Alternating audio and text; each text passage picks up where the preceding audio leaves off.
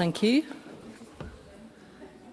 The next item of business is a debate on motion 16789 in the name of Liz Smith on Schools Residential Outdoor Education Scotland Bill at Stage 1. I would invite those members who would wish to speak in the debate to please press the request to speak buttons.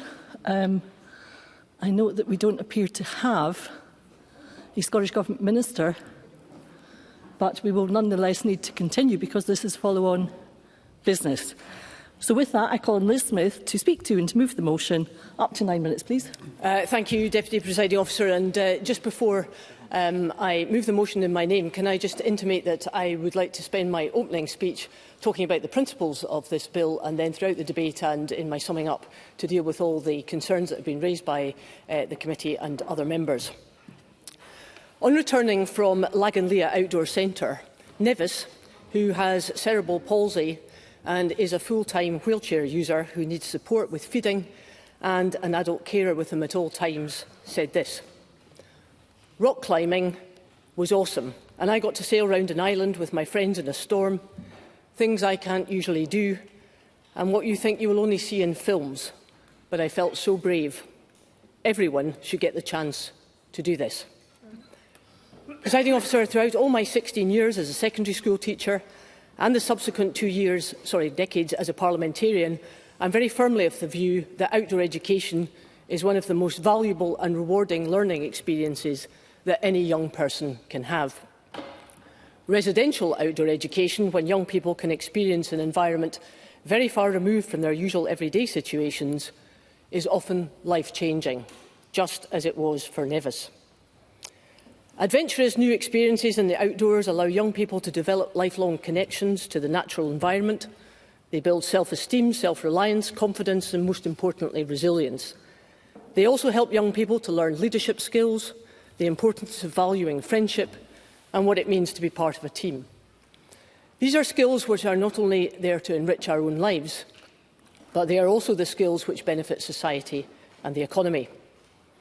The evidence illustrating the benefits of a residential outdoor education, both at home and abroad, is well documented, and it is compelling. So compelling that I do not believe that anyone should miss out on the opportunity. Indeed, listening to young people whose lives have been changed as a result of residential outdoor education has been one of the most rewarding aspects of my professional career. So I want to address the very important question which Willie Rennie asked me in committee about why this bill is a priority. Firstly, in the post-COVID era, I believe we have to work even harder to build resilience and confidence in our young people, especially in those from the most disadvantaged communities.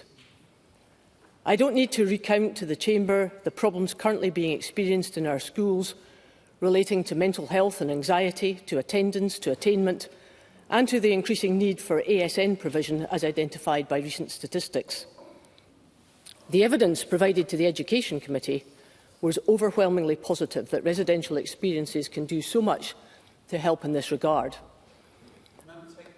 I will briefly, yes. Martin Whitfield. I'm very grateful to Liz Smith for taking an intervention. Will she be able to articulate in her opening why, perhaps even Scotland more so than other areas of the United Kingdom, with the curriculum for excellence and that skills development, that this bill proposes opportunities that are unavailable within the confines of a classroom? Liz Smith. Yes, absolutely. The member makes a very good point. I'll come to the curriculum for excellence just a little bit later.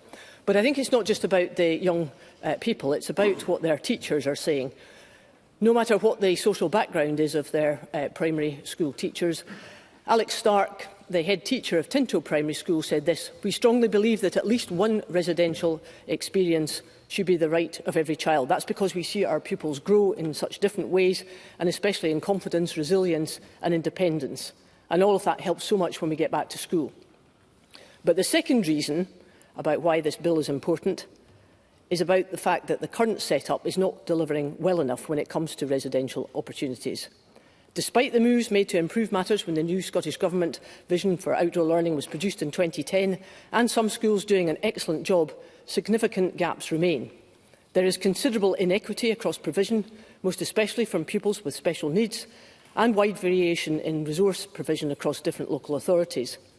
There is also inequity of provision between the independent school sector, for which residential outdoor education is embedded within the curriculum, and too many state schools where, despite very willing intent on so many teachers, there is very little provision. That, presiding officer, is simply not fair, and especially at a time where we have seen the John Muir Award paused for some months. So let me come to the Education Committee's very helpful report and to the challenges that members want to see addressed, and I will develop these further in my closing speech. Firstly, on funding and the need to find a commitment of £40 million. Now, I am being told that there is no money, but of course that is a matter of priorities within the Scottish Government's spending commitments.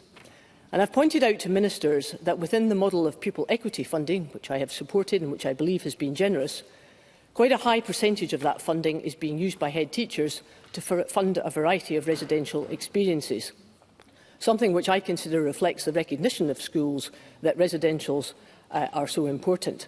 And I flag up to the Scottish Government the SPICE statistics when it comes to PEF funding, that in 2020-21 we had an underspend or carryover of £43.4 million, and in 23-24 £30 million of PEF funding, which was reprofiled into the local government attainment grant, and this was intimated to the Local Government Committee in 2023.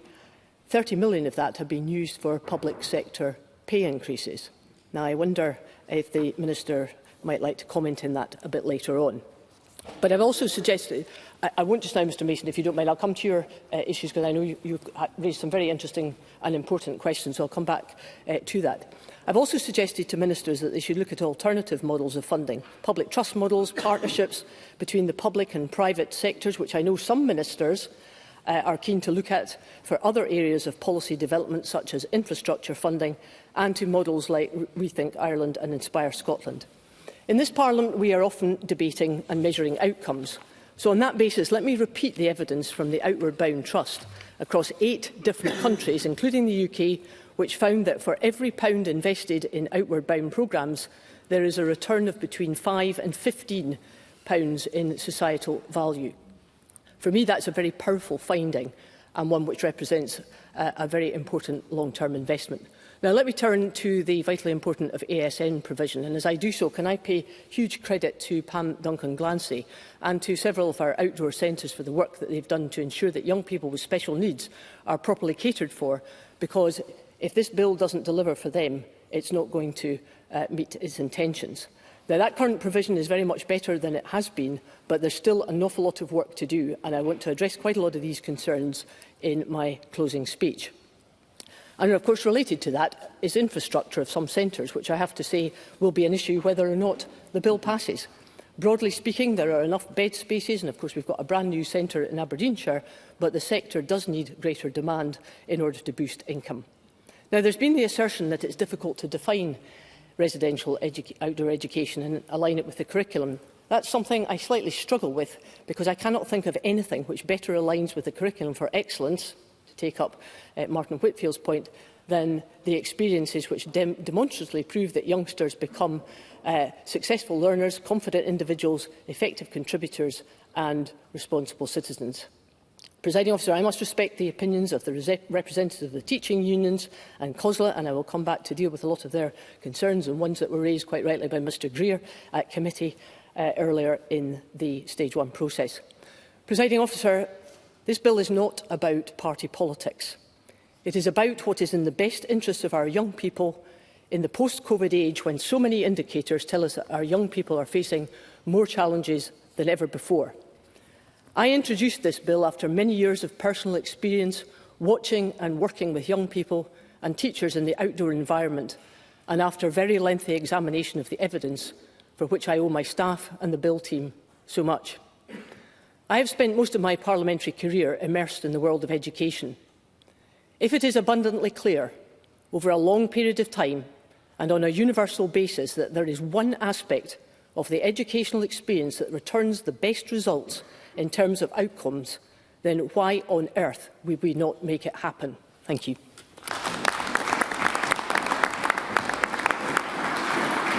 Thank you, Ms Smith. I now call on Douglas Ross on behalf of the Education, Children and Young People Committee. Up to 8 minutes, please. Thank you very much, Presiding Officer.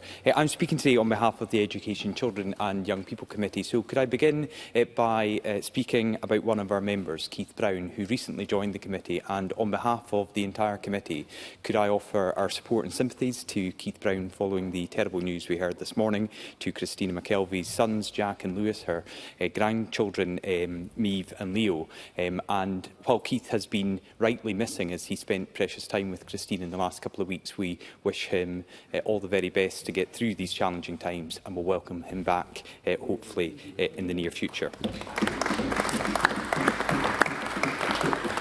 Could I also begin by thanking Liz Smith, as the member in charge, for introducing this bill, which has given us as a committee the opportunity to discuss the important issue of how to ensure equal access to residential outdoor education for all pupils. I'd also like to thank my fellow committee colleagues for their diligent work on this bill, and all the individuals and organisations who provided evidence, either in person or responding to our calls for views, especially the numerous pupils who themselves wrote into the committee to share their positive experience of outdoor residential education.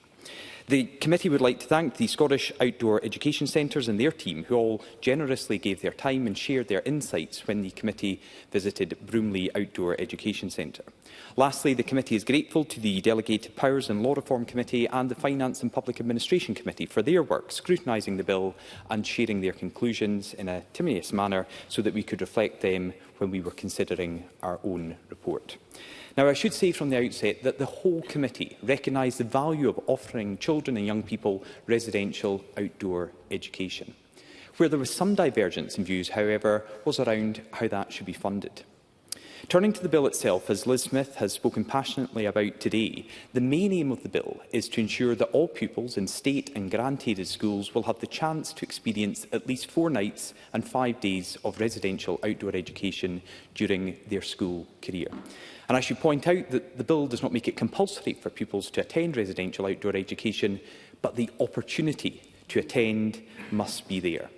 And many of us during the committee session spoke about our own experiences as young people going to residential outdoor centres. I kept my own story for this debate because I didn't want to introduce it at a committee stage. I remember I went to Abernethy and I attended a small primary school in Murray, Avis Primary School. We were so small that we had to join up with Dallas Primary School to have enough pupils to go. And unfortunately, my twin sister, so we were in the same class, fell and broke her collarbone. And I used most of my time on that trip to try and get some sympathy, to say I had referred pain because my twin was in hospital getting treated for her broken collarbone. But it was one memory that I have from my visit to a residential outdoor centre. And I think it was the interest and passion that Liz Smith has shown was actually replicated through all members who have had their own experience and experience with constituents attending these outdoor centres. That has brought a lot to the debate, and we saw that both from our committee sessions and the visits that the committee took in terms of our scrutiny.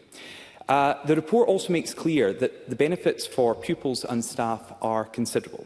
They include building pupils' confidence and developing the teacher-pupil relationship, both while they are attending the outdoor residential centres, but that continues back into the classroom, sometimes for the entirety of that pupil's time at school. We've also noted the improvements in attainment.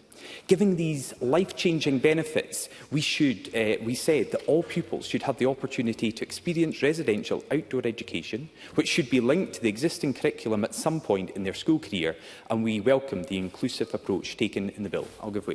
Martin Wakefield. I'm very grateful to Douglas Ross taking an intervention in sort of an add-on for my initial intervention. Will the committee satisfied that outdoor education fulfils so much of the requirements of the Curriculum for Excellence, both in its original form but with the additional vision that was added in 2010? Douglas Ross. Absolutely we were, and that was something that came across through the evidence sessions that we held and the information that we gathered during these sessions, and I hope that is reflected in our report as well. We did, however, recognise the challenges in relation to its universality, including how this should be funded, the impact on teachers and the existing capacity of residential outdoor centres to accommodate pupils. We all acknowledge that more work needs to be done in assessing capacity across the whole of Scotland and the ability for existing outdoor centres to provide residential opportunities for all pupils, including, as Liz Smith has said, to accommodate the needs of pupils with additional support needs and complex ASN. We all agreed that the additional cost for providing residential outdoor education for pupils with ASN should not fall disproportionately on families of pupils with an ASN. Now, moving on to teachers and the concerns we heard during the evidence sessions that we held and the informal session with teachers. Currently, teachers facilitate residential outdoor education visits on a voluntary basis, and many of the teachers we spoke to spoke highly of the value of this experience both to pupils and to them personally. However, representatives of education trade unions cautioned that placing such trips on a statutory footing, as proposed in the bill, would change the nature of these arrangements. We heard that this could potentially require teachers to renegotiate their terms and conditions via the tripartite Scottish Negotiating Committee for Teachers, and we recommended that the Scottish Government provides its view to whether this would be required and an estimate of any resulting costs. On the matter of funding, we all agreed that national funding of residential outdoor education is a good example of preventative spend where the benefits are well documented. That said, parental contributions and fundraising are key sources of income for many schools currently providing residential outdoor education, and we've therefore asked the Scottish Government and the member in charge to consider whether the aim of universal provision of residential outdoor education can retain a place for parental contributions and local fundraising. Now, the costs associated with this bill mean it cannot proceed to stage 2 unless a financial resolution is lodged. That cannot be done by the member in charge. It can only be done by the Minister and the Scottish Government. And I am slightly unsure of the notification that we received last night that the Scottish Government, in their response to the committee, will not stand in the way of this bill, but will not lodge the financial resolution needed unless some progress is made. So I would simply ask the Minister, when she speaks, if she is able to outline the process that we will go through as a committee and a Parliament for the determination of whether the Scottish Government will eventually lodge that financial resolution, because it is clearly crucial with this issue.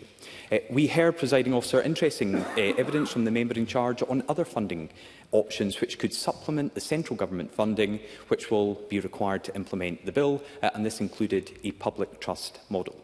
Not only this committee, but also the Finance and Public Administration Committee said there was merit in exploring such alternative funding models, and we recommended that the Scottish Government liaise with Liz Smith to explore these options in a meaningful way.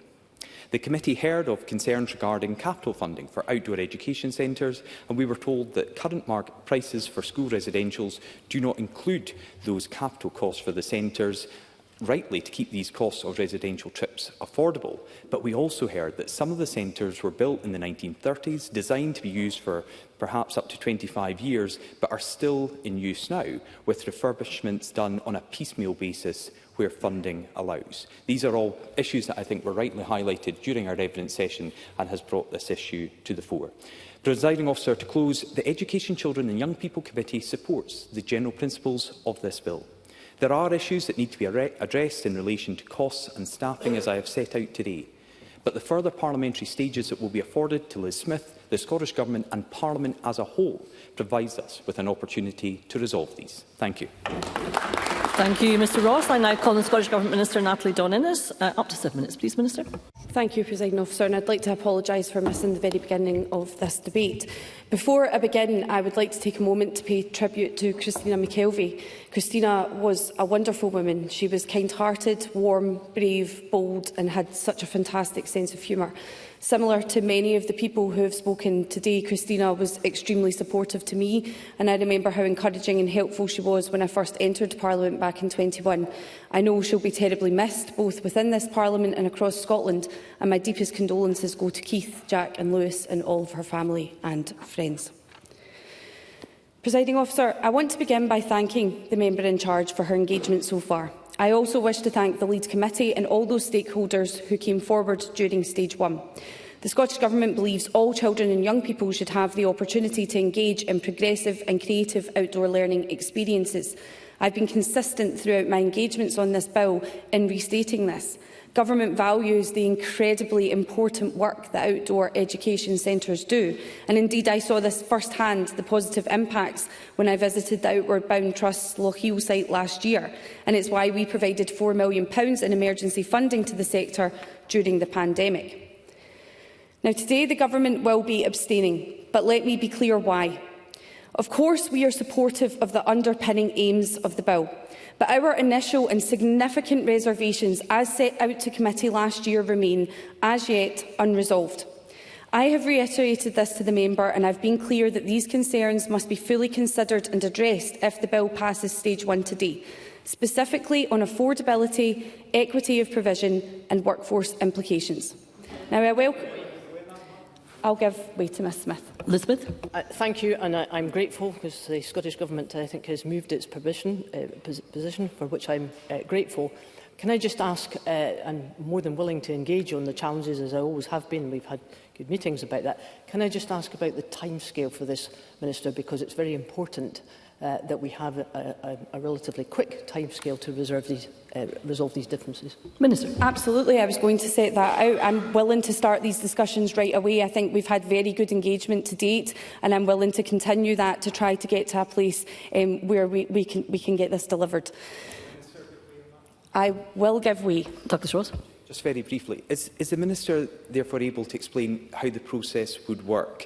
Because we have 6 months. If no action is taken and no financial resolution is lodged, this bill will automatically fall. Therefore, does she give a commitment to come back either to the League Committee or Parliament to tell us her determination on whether these issues have been met before the 6-month period? Otherwise, Parliament won't have an opportunity to give its view. Minister. Well, as is the process, and I've been very clear, I'm willing to engage with the member in these matters and will do so immediately and at pace. Firstly, I want to talk through some of the significant challenges that, as I've discussed with the member before. On financing, firstly, the bill, as introduced, is unaffordable. Now, we need to remember that the bill does two things. It places a duty on education authorities and the managers of grant-aided schools to secure the provision of outdoor learning opportunities, which many schools across the country already offer, and it places a duty on the Scottish Government to fund this. There are known gaps in the bill's financial modelling relating to the cost of staffing, the impact of inflation, lack of modelling of additional costs to accommodate pupils with ASN, as well as other ancillary costs. Until more clarity can be provided, we cannot commit to financing a proposal for which the true costs are as yet unknown. Indeed, members would be rightly critical. I think I need to make a little bit of progress. Members across this chamber would be rightly critical if this were an alternate scenario and Government were to sign up to a bill with unknown financial implications. Ring-fencing in excess of £40 million annually within the budget to secure provision of one form of outdoor learning would come at the detriment of other competing policy and public priorities. And I heard what the member said around pupil equity funding, but this could not be guaranteed year on year. And as I've said, there are a number of costs that haven't been considered within the proposal. I will take the member from, I believe it was Mr Briggs who... Briggs. Minister, for taking this intervention. Would she recognise that the second largest council in Scotland, Edinburgh City Council, provide this outdoor education to our young people, the huge benefit that brings? So this is not some foreign concept. This is about trying to get all schools, all of Scotland delivering this. Minister.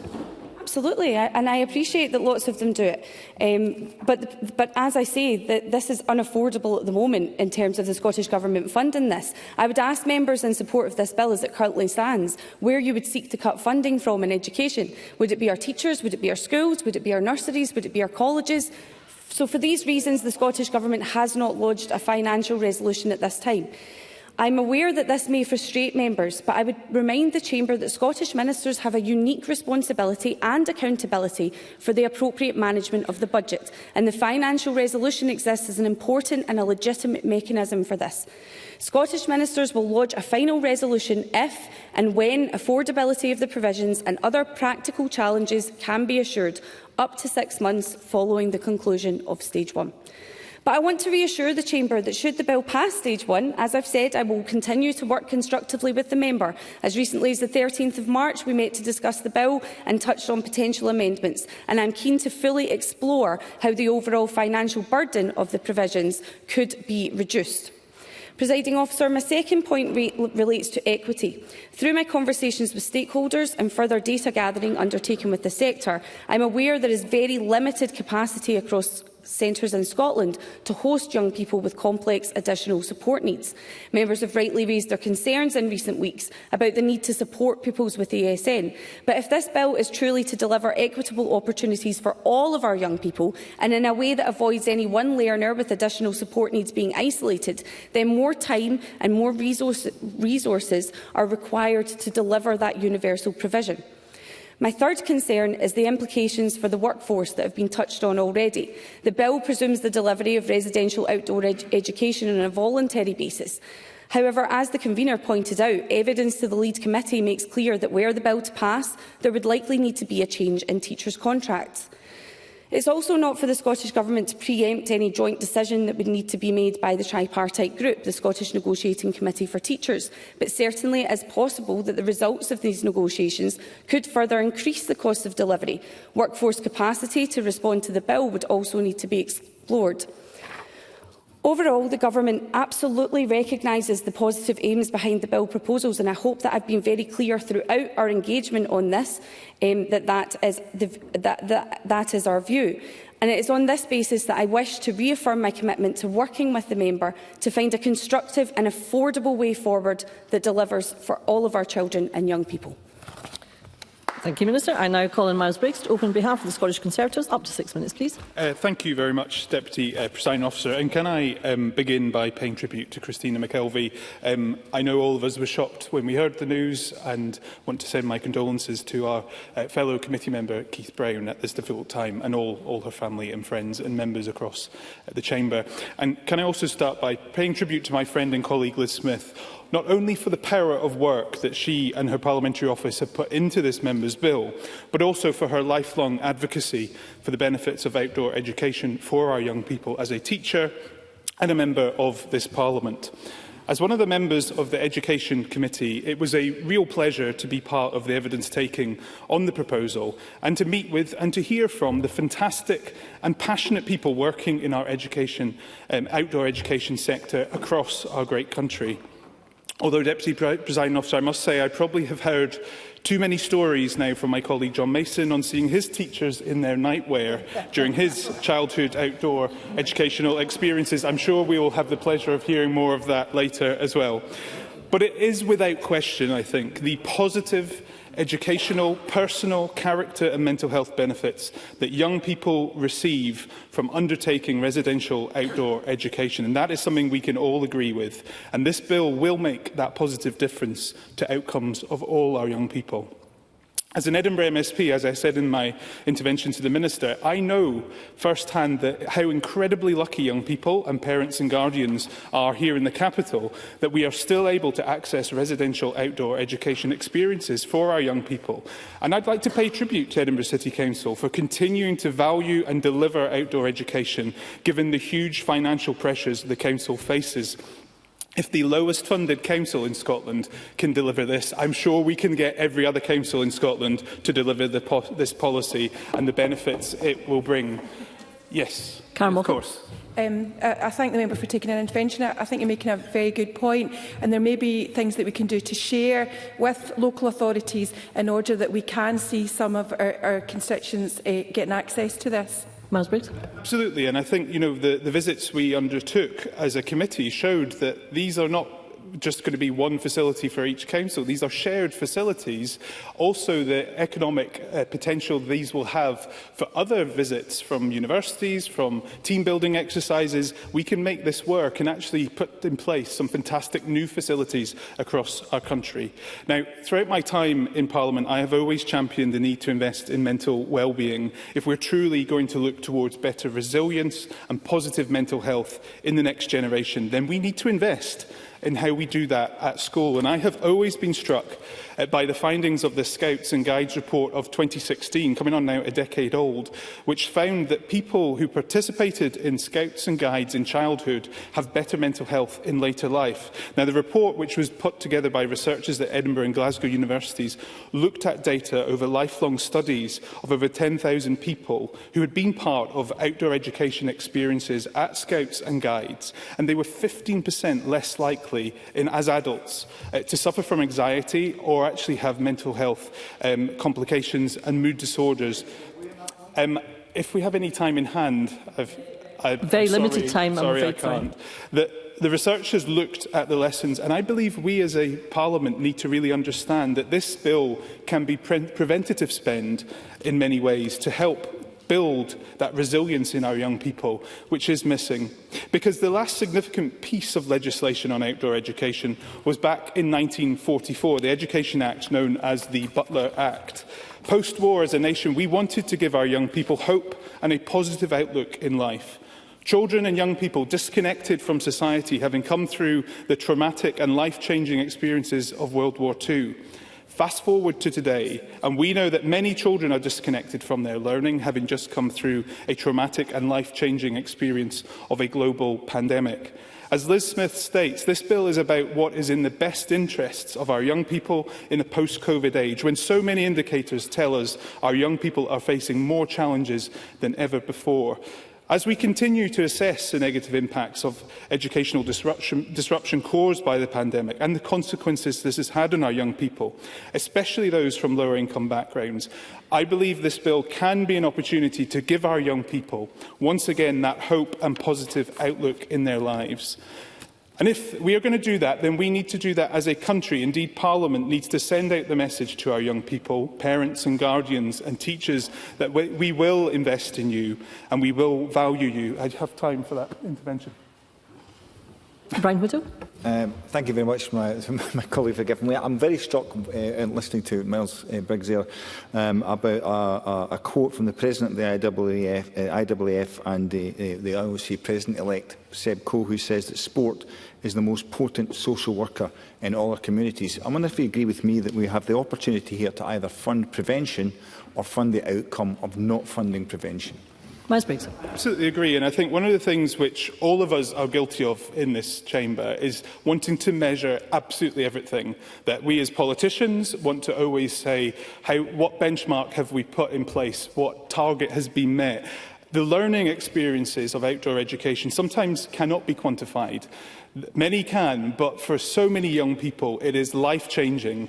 The relationships they build with their fellow pupils and their teachers sustain them in education. That is the value, I think, of outdoor education, which was certainly put to committee. And I support this motion and the bill in my colleague Liz Smith's name. Thank you.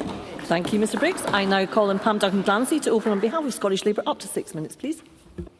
Thank you, Deputy Presiding Officer, and I welcome the opportunity to speak in this debate on behalf of Scottish Labour this afternoon and to offer our party's support for the Schools Residential Outdoor Education Scotland Bill at Stage 1 today. And I'd like to thank the member, Liz Smith, for introducing the bill and for the way she has engaged with others, including myself, on the bill. I and Scottish Labour agree with the widely held belief that residential outdoor education holds enormous value for young people, for teachers and for the communities they come from, and we will support the bill for this reason today. Because the truth is, for too many young people, especially from low-income backgrounds or with additional support needs, access to high-quality residential outdoor education is today out of reach. It is, at best, patchy and can be totally unavailable. This bill tries to change that, and for that we welcome it. Residential outdoor education has real and lasting benefits. Pupils who take part gain resilience, confidence, social and leadership skills.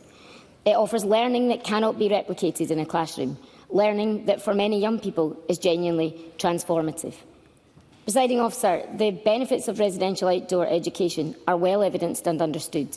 And as the children told the Education Committee themselves, these experiences matter.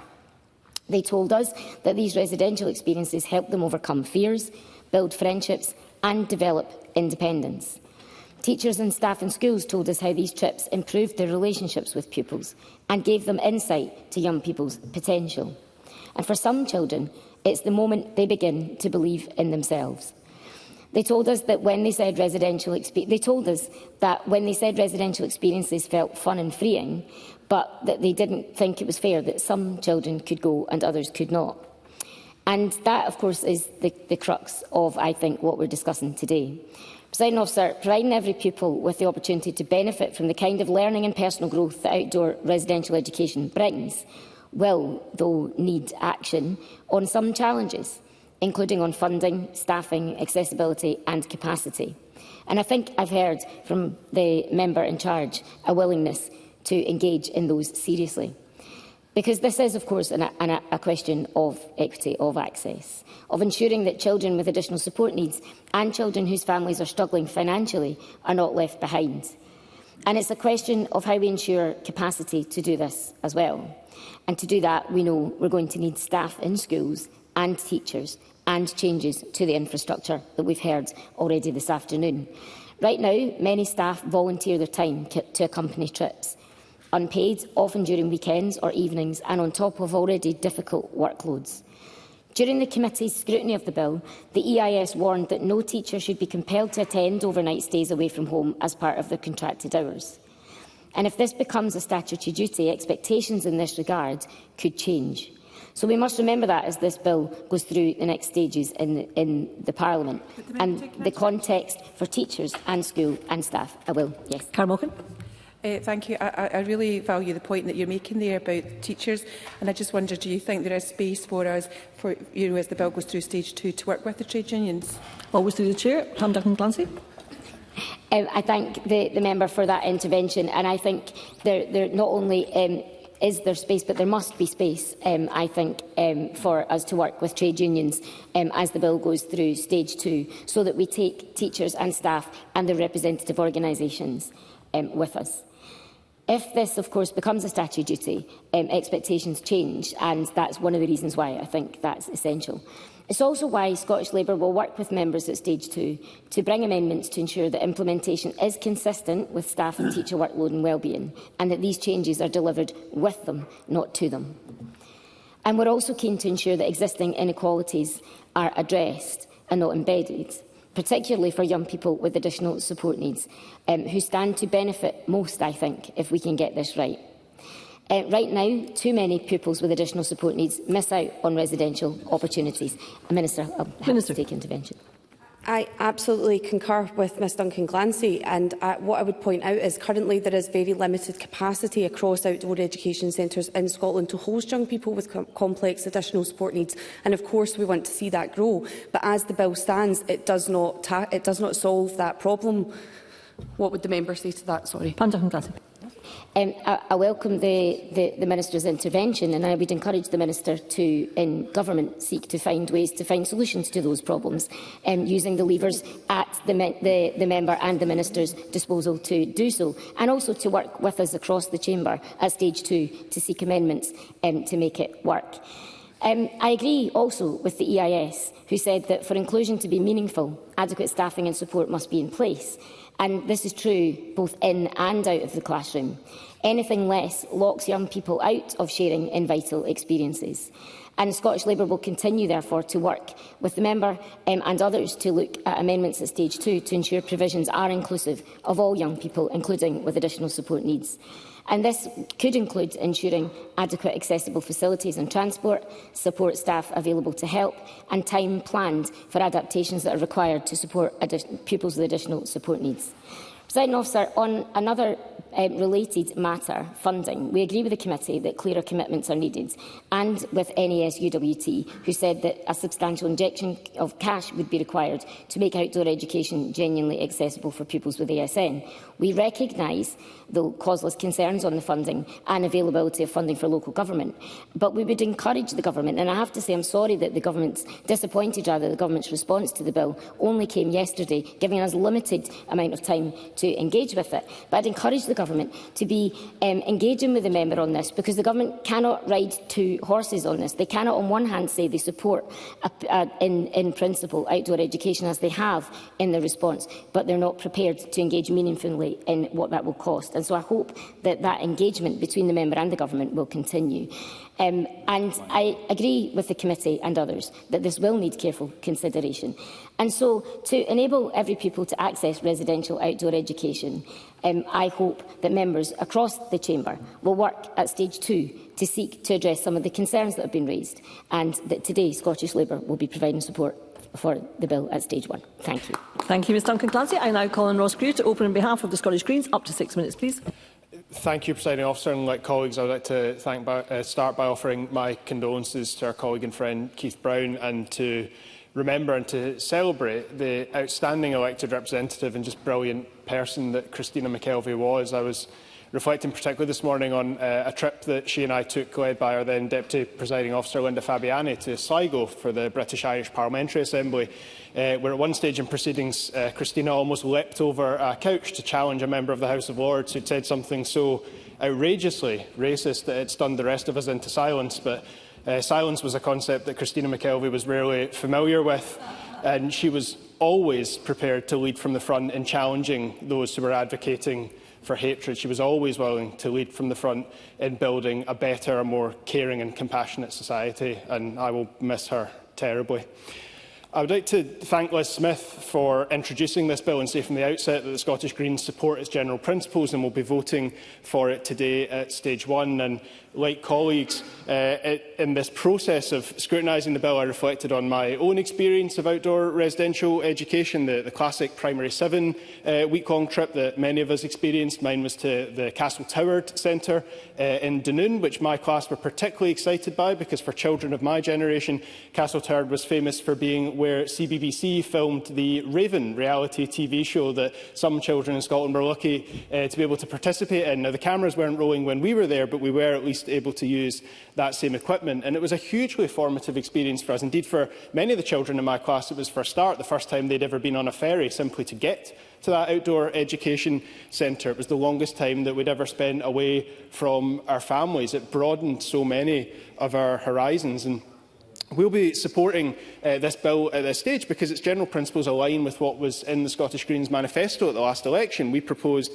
guaranteeing every pupil across primary and secondary at least a week of residential outdoor experiences, removing the financial barriers to these residential trips, and to expanding outdoor play and learning provision. And this bill, of course, aligns perfectly with that. And as the committee convener said, there was absolute agreement across the committee, regardless of our positions on the specifics of the bill, on the immense benefits, not just of outdoor education in general, but specifically of residential education. The teamwork skills that are developed, the adaptability, these are incredible skills for life. And as Liz Smith said, incredibly useful skills for the world of work once children reach adulthood, something that we're all familiar with as employers. Certainly when I'm recruiting for posts in my team, I am looking for people who can demonstrate the kind of skills that I think outdoor education, particularly residential education, is key to developing. And of course, it massively broadens young people's horizons. For many young people, far too many because of the levels of inequality in our society, the outdoor residential trip that they might take towards the end of primary school can be the first time that they've left their own community. It can be the first opportunity they've had to see the rest of this country. The mental health benefits are absolutely immense. The self-confidence that comes about as a result of that, and that really came through in the evidence that we took from young people in particular. And it aligns perfectly, not just with Curriculum for Excellence as a whole, as Martin Whitfield correctly pointed out, but specifically Learning for Sustainability and the new Learning for Sustainability Action Plan that was launched in the summer of 2023. The research that was used to develop that plan made it incredibly clear that young people in Scotland wanted more opportunities for outdoor learning, and that it should be mainstreamed into all subject areas. Well, of course, that residential opportunity is not the only way, but a key way to deliver on those ambitions in the Learning for Sustainability plan. And the residential experience is one that adds things that you simply cannot get on a day trip, much as those are, of course, also essential. But the deeper connections that can be formed as part of it, those team working skills in particular, there's an opportunity to do so much more. I'm familiar with that as a youth worker. I know the incredible additional opportunities that that provides. It's not without its challenges. I think, yes, if it's brief, if Mr Whittle doesn't mind. Very grateful for the member giving way. He kind of highlights one of the issues I think we have, or the government have with this, is that it's very difficult to quantify what you don't spend, and actually it's very difficult to link up the outdoor activity to the actual savings we make further down the line, and actually the government need to take a leap of faith here. Ross Grew. I'm grateful for that intervention. I would agree absolutely. Though I would say to the Scottish Government that one way that we could quantify to some extent and recognise the skills that young people build up as part of these experiences would be to deliver on the recommendations of Professor Haywood, particularly around a Scottish diploma, project learning, etc., the personal pathway. That would give us the opportunity to more formally recognise this. Of course, it's not without its challenges. I think one thing we need to reflect on in this Parliament is that we've spent a quarter of a century now legislating for additional rights and entitlements for people in Scotland, and in many cases we've legislated for rights that we knew fine well we were not in a position to actually deliver on, particularly for our children and young people, and particularly for those with additional support needs. So this is an opportunity for us to reflect on that approach. And my support for this bill is not unequivocal. Of course there are challenges in it, but I am supporting it at this stage, and I hope that I'll be able to support it at stage 3, because I think we need to ask ourselves the question of what is the alternative here? We all agree on the benefits of outdoor education. We all agree on the benefits of residential education. So do we think it's acceptable that at the moment some young people in some local authority areas, as Miles Briggs highlighted, will definitely get this opportunity and others in other parts of the country will not? That comes back to the question of at what level Scottish education should be governed, to what extent should we do so here nationally, and to what extent should this be delivered by local authorities.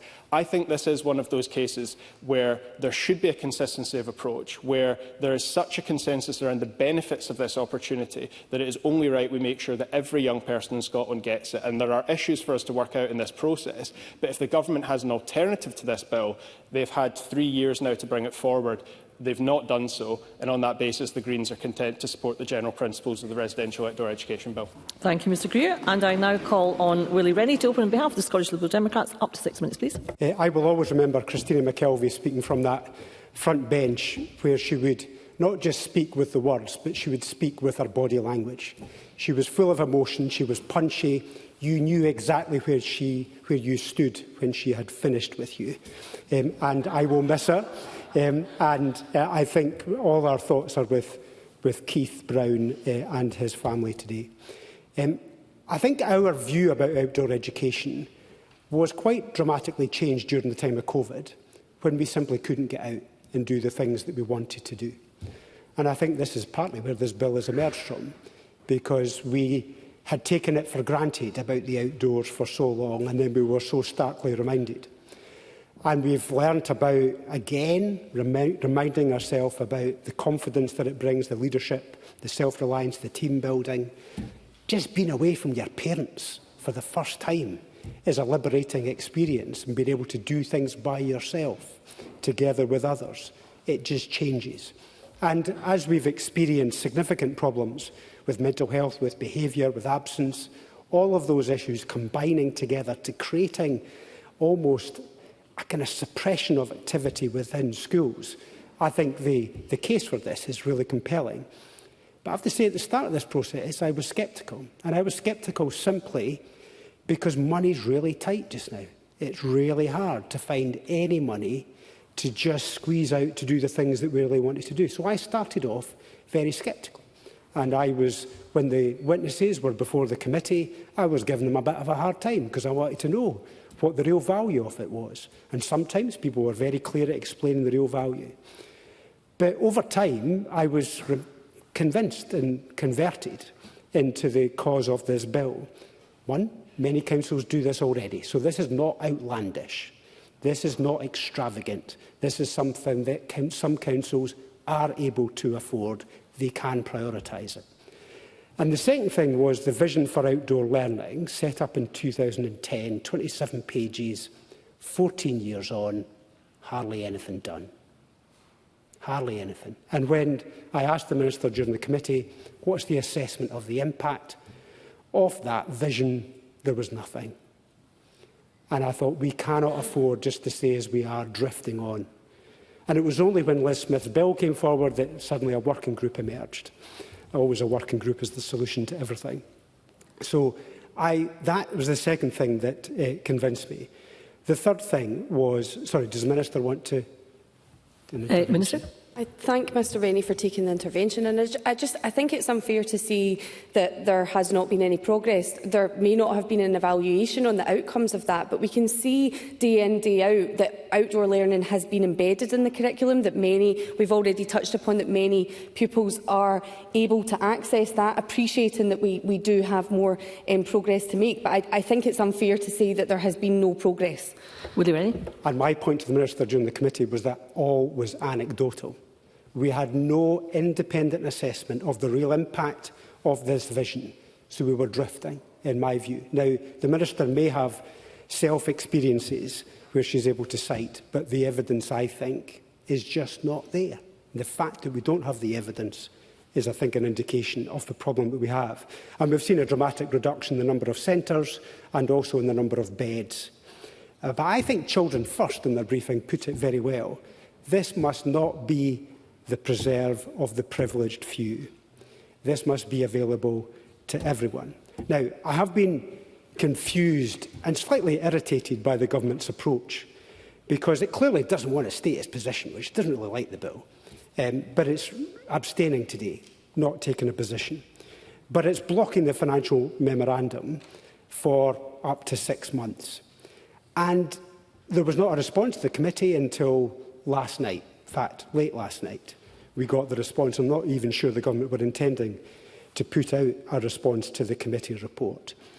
And most importantly of all, despite the concerns that I've had and have expressed in the committee quite openly, there's been no reaching out. I'm not saying I'm special. I'm not saying I should have special negotiations. But I think nobody in this chamber has been reached out by the Minister. Now, if there was an offer that was substantial, I might find that quite attractive, which might mean that we can get round some of the problems that have been identified by the committee in terms of teacher time, affordability, parental contributions, additional support needs, those in remote and rural areas. All of those things, of course, are concerns.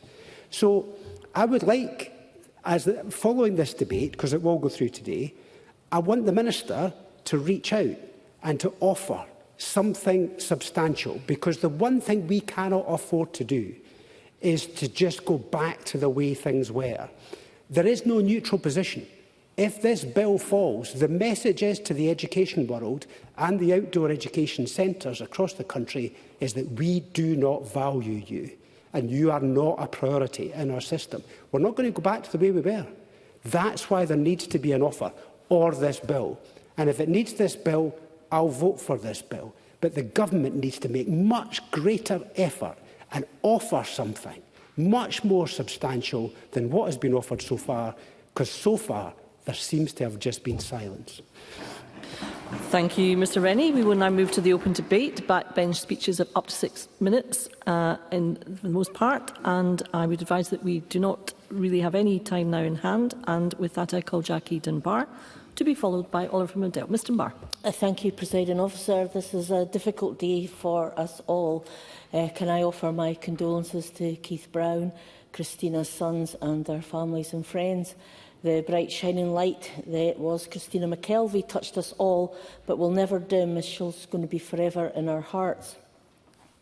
So to business, can I first of all take this opportunity to pay tribute to Liz Smith for taking forward her member's bill in the constructive manner that she has engaged with us all as a committee. Many thanks to all the people and organisations who provided evidence, either in person or by responding to the calls for views. And of course, my thanks to the clerks and my colleagues for all their hard work. As had been previously stated today, the bill essentially wants to provide every child in Scotland the chance to have residential outdoor education, no matter where they live or who they are. And I totally agree with the sentiment of what is trying to be achieved. I also agree with the idea of the bill, and on first glance it seems to be quite an easy thing to achieve, and I think it's safe to say that during the evidence session no one disagreed with the idea. However, the committee has outlined concerns in relation to a number of things within the bill, including the financial aspects and the impact on teachers' pay and conditions. When we started to dig down on what it would actually mean, questions started to appear on how it would be delivered, and I think these questions need to be answered before we move forward. For example, one of the 3 aims of the bill is to place a duty on education authorities and managers of grant-aided schools to secure the provision of at least one course of residential outdoor education for each pupil. It seems simple enough. However, what happens if a child moves local authority? The authority they've just left have not fulfilled that obligation. However, the local authority that they have recently moved into has already fulfilled it. Which leaves the question, which local authority would be held account in providing that child with outdoor recreation? I'm sorry, I don't have the political fight in me today to take in interventions. We heard from teachers who posed questions in respect of attending the outdoor experiences with their class. We were told that an additional teacher would be required if there was a child with additional needs, in case the child was unable to cope with a change of routine, for example, and needed to go home immediately. The additional teacher would then have to escort the child back to their parents, as obviously the child could not travel alone, and this additional cost has not been addressed. Leaving that aside, no consideration has been given in the instance of the teacher having caring responsibilities in their own private life. Not an issue in their normal working day, but what if they had to be away for a night or for the full week, adding stress and potential financial burden to them? What happens if they're unable to procure childcare for their own families, including potential overnight childcare? Who would reimburse them, or would there be an expectation that they would need to meet that cost on their own? We were told during the evidence session that it could be voluntary, but we cannot expect all teachers to undertake this on a voluntary basis. And I agree with the folk who said that teachers' terms and conditions would need to be renegotiated. With no budget line being provided, where would this funding come from? In fact, I was one of the committee members who wanted this point added into the Stage 1 report, but was defeated when it came to the casting vote. Going back to teachers doing this on a voluntary basis, Presiding Officer, I was told by some teachers that in some instances you are voluntold rather than getting to volunteer freely.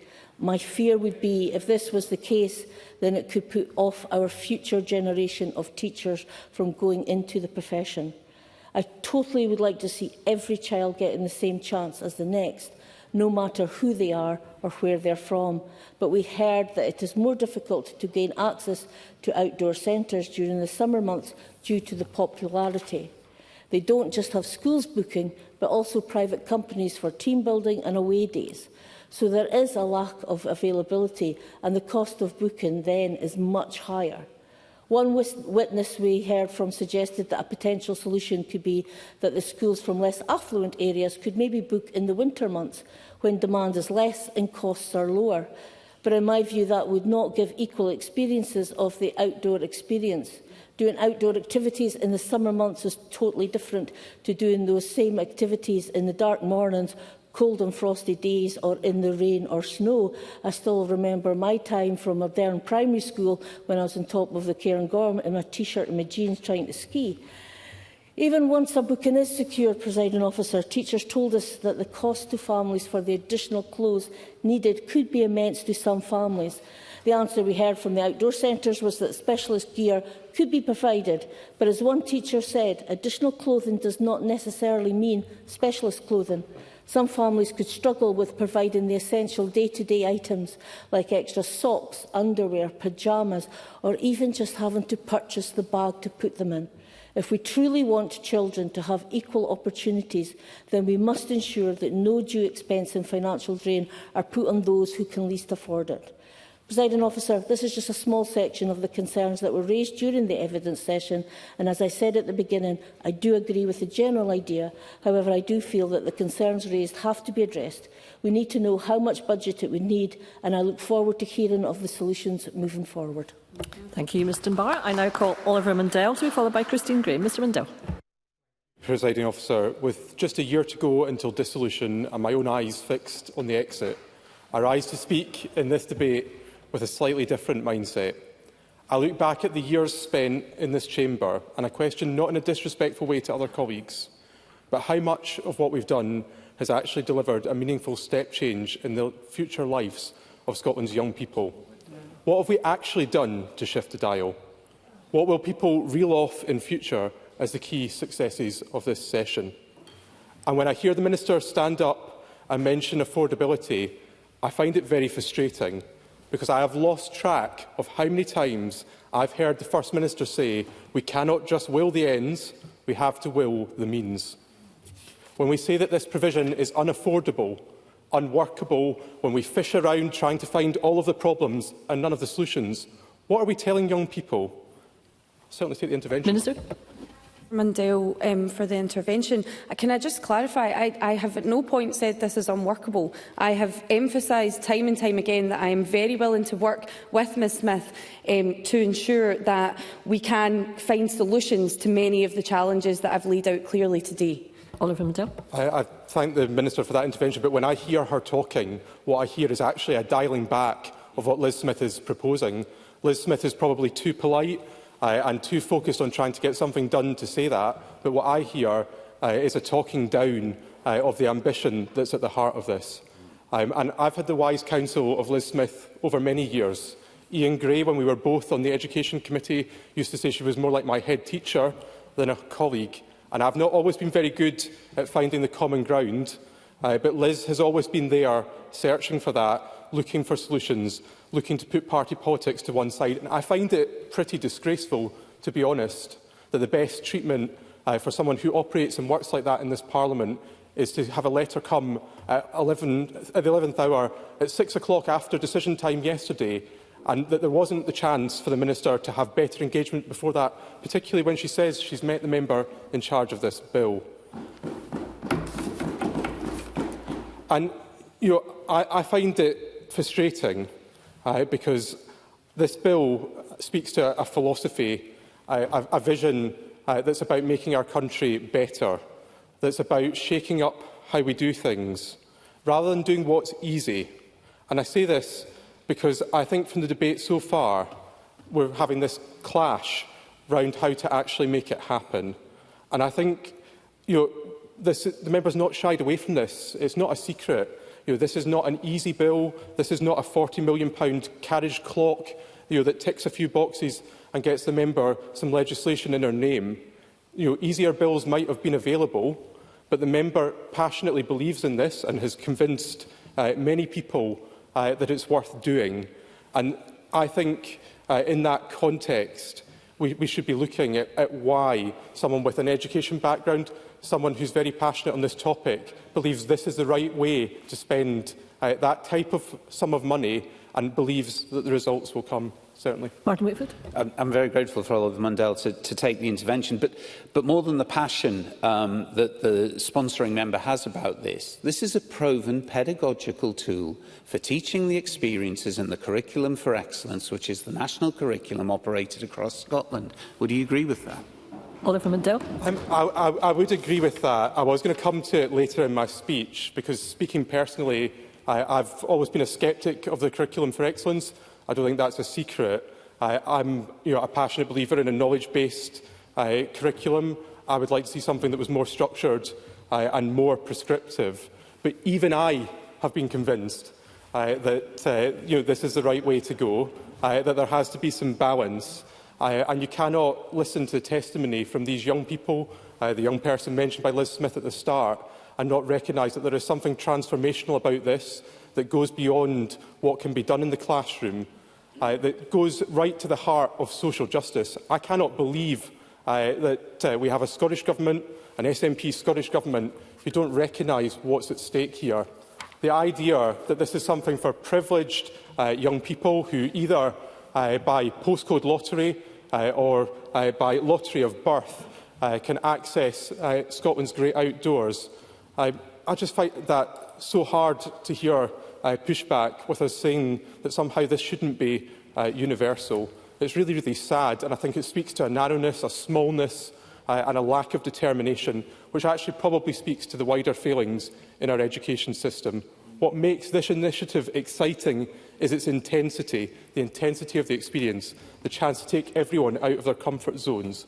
And that is where the transformational and lasting effects come into their own. We talk about outdoor learning. In most schools, most education settings, they are just playing at outdoor learning. It's not serious, it's not real. And to be honest, a lot of what's done ends up, as a result, being a waste of valuable time and resource. What we need is specialist provision, quality provision, and we need it to be available for all. As a member representing a rural constituency where the outdoors is not that far away, I find it incredibly sad that for many young people going to school in my constituency, the chance of them going on a residential or getting these types of experience feels beyond their reach. Because of changes in society, their connections to the countryside and to the outdoors, whether that's looking at screens or changes to land-based occupations, is very, very limited. We live in a great country. Why are we not determined to make sure that every single young person in Scotland enjoys it and benefits from this experience? It's not good enough, and we've got a chance today to do something daring, something different, and for once, unusually, to unite and do something that's going to make a tangible difference. Thank you. Thank you, Ms Mantell. I now call Christine Graham to be followed by Carol Mockin. Ms Graham. Thank you very much, Deputy Presiding Officer. Every tribute to Christina McKelvey across this chamber, a lovely, honest-to-goodness person, I endorse, and particularly to Keith and her sons, I send my condolences. To the bill. First of all, I congratulate Liz Smith. I know how much work goes into a member's bill and needs the drive and determination of the member. These are very personal, usually on an issue close to the member's heart, and this certainly is. Liz Smith retiring next year will be a huge loss to the Conservative and indeed the parliamentary benches. I have within my constituency an outdoor education centre I've visited on several occasions, Broomlea, on the edge of West Linton, in some 30 acres of land with a range of activities, a small river for raft building and woodland, within easy reach of the Pentland Hills. So it's a great base for walking and hiking, as well as mountain biking up the Tweed Valley. There are 3 accommodation blocks with a capacity of up to 131. It has an 85-year-old history providing residential outdoor experiences for young people by taking in evacuees during the Blitz in World War II, provision which continues to this day, delivering life-changing experiences in the outdoors for children facing the pressures and anxiety of a post-lockdown world, coupled with the difficulties of a cost-of-living crisis. Most of these children often from less well-off areas. Broomlea is a charity, and I quote from the centre manager, Richard Gerrish, who's written to me on this bill, quotes, "This issue is very clearly close to our hearts for all sorts of reasons, but mostly because we have witnessed firsthand the ever-increasing numbers of children from economically disadvantaged areas who are missing out on these valuable experiences as the financial burden is passed on to parents and the cost of living crisis bites harder and harder." Now, I start with this because so much of what it provides is reflected in the purposes of this bill. So good so far. I could see Broomlea Education Centre providing just such an experience. I know too from my own experiences many moons ago, my first time as a working class child with the Girl Guides camping at North Berwick, and later as a teenager on a fortnight at the retreat on Iona. From my distant youth to Broomlea, not much changes, even with the internet and mobile phones, although North Berwick and Iona were pretty Spartan, but that was part of the fun. These experiences live with you always. I recall many details from North Berwick and Iona, washed out from the bell tent at North Berwick, sunshine and early mornings in the Abbey at Iona. So, I'm right behind the purpose. But, and it's a big but, while the committee at paragraph 248 of the report agrees the general principles, at paragraph 249 it outlines rightly substantial concerns on the financial aspects of the bill. Back to Broomlea. The various, what looked like Nissen huts, were built 85 years ago and desperately need upgrading. Any heating goes through the roof and the walls. But let me emphasise, the staff are full of heart, enthusiasm and experience.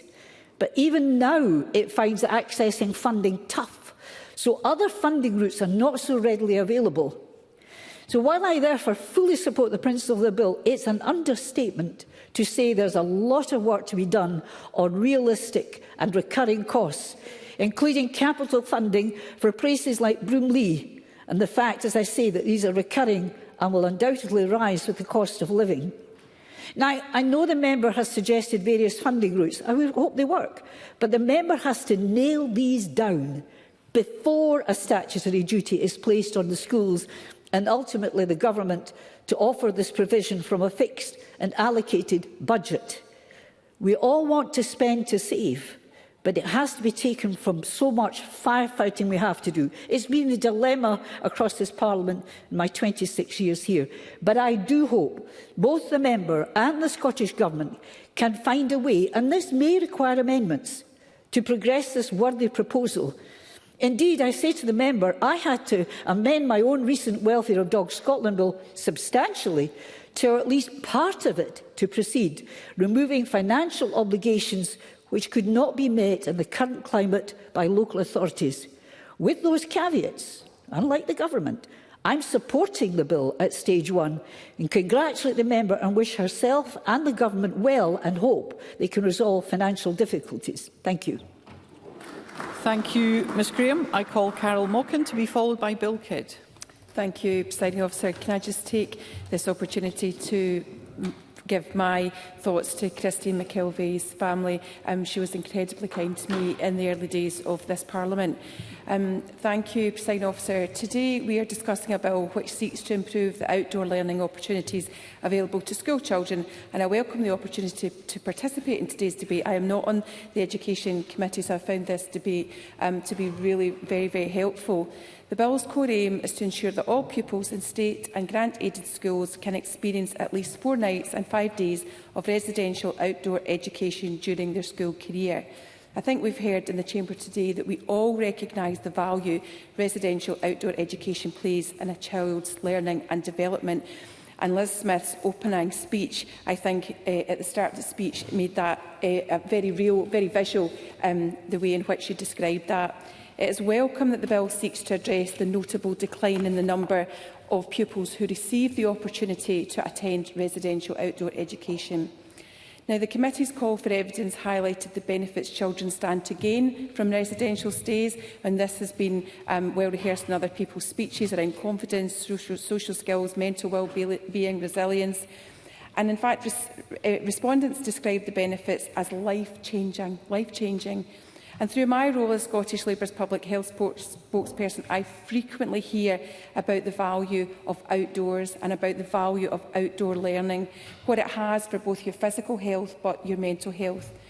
Residential outdoor education, of course. Brian Whittle. Thank the member for giving me. I wonder if you agree with me that when we're trying to tackle the attainment gap in schools, many of the tools required inside the classroom are better learned outside the classroom. Carol Mockin. Thank you. I thank the member for the intervention. And absolutely, my son in primary school, when somebody asked him how was school, he said, well, there's lots of just sitting inside and sitting down. And I think that came from the fact that he spent so much time in his early years outside with his father in particular. So residential outdoor education represents a key milestone in a child's educational development, and schools should aim to include this as core part of learning, which I think is what the member was trying to say. And I don't think that we dispute this across the chamber. I support the general principles of the bill.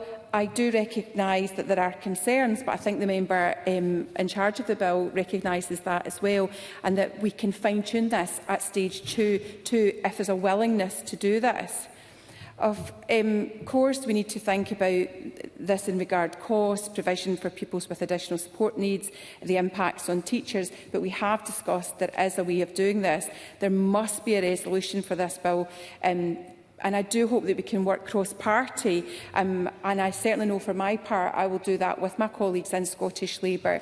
And I think I would also add the point that Willie Rennie made around the government, making sure that they seek to see how we can get this bill. The bill seeks to address the fact that many schools are not currently providing residential outdoor education. On this, I would like to pick up a particular point which I raise in the Chamber a lot, and that is about inequalities, in particular health inequalities, which exist, and we know they exist, and this has definitely got to be part of the solution. Costs and financial pressures represent a key barrier to opportunity with families in schools when they don't have the opportunity to go along to this. And we know that disparities exist between pupils living in the most and least deprived communities. And this is an opportunity for the outdoors to be part of everybody's life, and those who are living in poverty not be disadvantaged. I think that the bill must, of course, address the wider socio-economic issues which impact on a child's ability to access and attend residential trips. And I also agree with others that we do need to look at the role of the teaching staff in this and make sure that it's done in a way that supports teachers and supports the fact that this should be a core part of the curriculum, as my colleague has mentioned. The intention and aims behind the bill are welcome and its principles are well intended. We are all saying that in the Chamber today. Outdoor learning enhances education, improves mental and physical health and has many benefits in a child's development. Outdoor learning can break down barriers, particularly with inequality, and offer opportunities to the most disadvantaged children. And we speak about that every day in this Chamber. We need to have the will to ensure that this can happen, and I believe across the Chamber there is that will. So I do believe every pupil, no matter their background or individual need, should have the opportunity to attend a residential outdoor trip, and I'll play my part in making sure we can get this bill through. Thank you, Ms Mockin. I call Bill Kidd to be followed by Jamie Green. Thank you, Presiding Officer. Now, as a member of the Education, Children and Young People Committee, I welcome the opportunity to contribute to the debate at this stage. This bill, I think, represents an important step forward in the way we think about delivering education in Scotland, particularly when it comes to ensuring that every child has access to life-changing opportunities through outdoor residential education. As we've heard throughout the debate so far, the bill aims to provide consistent access for residential outdoor education for all children in Scotland, particularly those who might otherwise face barriers to participation. The bill seeks to provide young people with experiences that help them build resilience, develop leadership skills, foster independence and enhance their mental and physical well-being. These experiences go far beyond academic learning. They're crucial for the personal development of young people. The committee heard from multiple sources about the significant benefits of residential outdoor education. Time spent in nature has been shown to reduce anxiety, stress and symptoms of depression, while also improving mood and fostering a sense of well-being. Beyond the health benefits, these experiences help children develop important life skills such as communication, problem-solving, teamwork and self-confidence. And moreover, we heard from teachers, outdoor education helps improve engagement in the classroom, enhances social connections and provides children with the opportunity to step outside their comfort zones, build their independence and face challenges in a supportive, structured environment. This aligns with the growing recognition of the need for holistic approaches to education that address both academic and well-being outcomes for students. While the benefits of residential outdoor education are clear, we must also acknowledge the challenges to ensuring that all children, particularly those from disadvantaged backgrounds, are able to access these potentially life-changing opportunities. The committee raised concerns previously about how to ensure equitable access to these opportunities, and I am hopeful that as the bill moves forward we can work together to ensure that the most vulnerable children are not left behind. This may include addressing financial barriers, ensuring that appropriate support is in place for children with additional needs, and making sure that these experiences are inclusive of all children, regardless of their background or their circumstances. As we look to the future of the bill, it is essential that we also acknowledge the practical challenges involved in its implementation. While the benefits of outdoor education are clear, local authorities must be supported to ensure these opportunities are accessible for all children, particularly those in rural areas or with additional support needs. It is crucial that we address concerns around staffing, around capacity and around funding to ensure that the bill can deliver on its promises, and we must work with local authorities to ensure that this can be covered. One of the fundamental rights in the UNCRC is the right to play, to participate in recreational activities and to enjoy good physical and mental health. Residential outdoor education is the kind of activity that actually embodies these rights, and it's an experience that allows children to engage with nature, learn new skills and build confidence, an experience crucial for their well-being. It is important that the principles of the UNCRC are fully integrated into the bill. As we move forward, it would be valuable to see how the bill would ensure that all children, regardless of their background or challenges, have access to these transformative experiences. And we need to see clear steps in place to ensure that children's rights are fully realised through the bill and its implementation as it progresses. In conclusion, I strongly support the broad aims of the Schools Residential Outdoor Education Scotland Bill. The potential to provide transformative experiences for all children is significant, and we must ensure that this bill would deliver on its promise of equity and inclusivity. As the bill moves forward, I urge that we continue to refine it, addressing the challenges of accessibility and support for vulnerable children, ensuring that no child is left behind. Outdoor education shouldn't be a luxury. It should, hopefully, be a right. And if it's a right that can help our young children thrive, then we must work together to ensure that every child, regardless of their circumstances, has the opportunity to benefit from these experiences. And I'm pleased to have heard that Liz Smith and the Minister are working together to try and iron out any difficulties, because there's a lot of that all children can benefit from here, and I think that's extremely important. And can I just finish off, Presiding Officer, by saying that Christina McKelvey is a great friend of mine, and I miss her.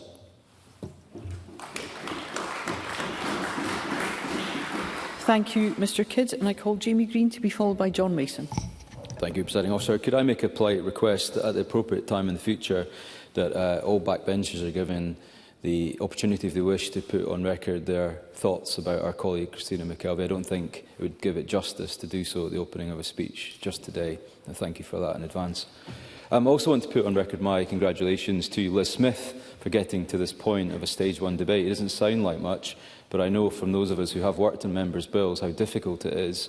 The consultation had over 500 responses and a 95% positivity rate. That is an incredible achievement for any member of this Parliament. Now, of course, there are elements of the bill, we've heard some of it today, that need to be ironed out should it go through the legislative process. But that is normal practice for any bill. In fact, no government bill ever looks the same at the end of that process as it does when it's introduced. The same be true of members' bill, and it's entirely appropriate. But I'm intrigued to learn that the government's key principle, I wouldn't say opposition, but concern about the bill is the issue of affordability and delivery, or deliverability, if that's the word. Indeed, the Minister in her opening comments really put that front and centre of the concerns that were sent to us in the letter which came out last night. Of course, estimates believe that the bill could cost around £40 million to implement. Of course, every policy has a cost. Everything comes at a cost, and of course it's right to scrutinise that in the due and proper way. But can I just say, part of that analysis of cost must also be in identifying savings and benefits. And that is a key part of the formula that we are not so good at doing at when we look at legislation in this place. Because I would pose these questions to the government. How much money would we save if we implement the bill? Not just how much would it cost. And what do I mean by that? Well, how much money would the NHS save if these young people go on to lead better, healthier, happier lives? How much money would the justice system save if these young people were less likely to interact with the justice system, with police, courts or even prisons? How much money would social services or the third sector save if their own current interventions were enhanced or even replaced by residential learning experiences? If we turn the issue of cost on its head, then I simply ask, what would it cost the government if we do not implement the right to outdoor learning? And I would say to the government, find the money. It's not impossible. There are different models to fund capital or resource investment. Look at the social bridging finance models, which other outdoor learning models use. Look at business or commercial sponsorship. Look at philanthropy. I don't really care where we look. If we started up a crowdfunder, I'm sure we could find enough people in Scotland that feel passionately about this to fund it and do it properly. So I would simply ask the Minister to work constructively with all parties to find the money to implement this. That should not be the barrier to introducing something that is much needed. I would also remind the Government that this bill is principal to its own core policies around education. The Curriculum for Excellence, whichever your views on it, and there are many, I think this bill directly will help meet those objectives. One, successful learners, which sits at the heart of the curriculum.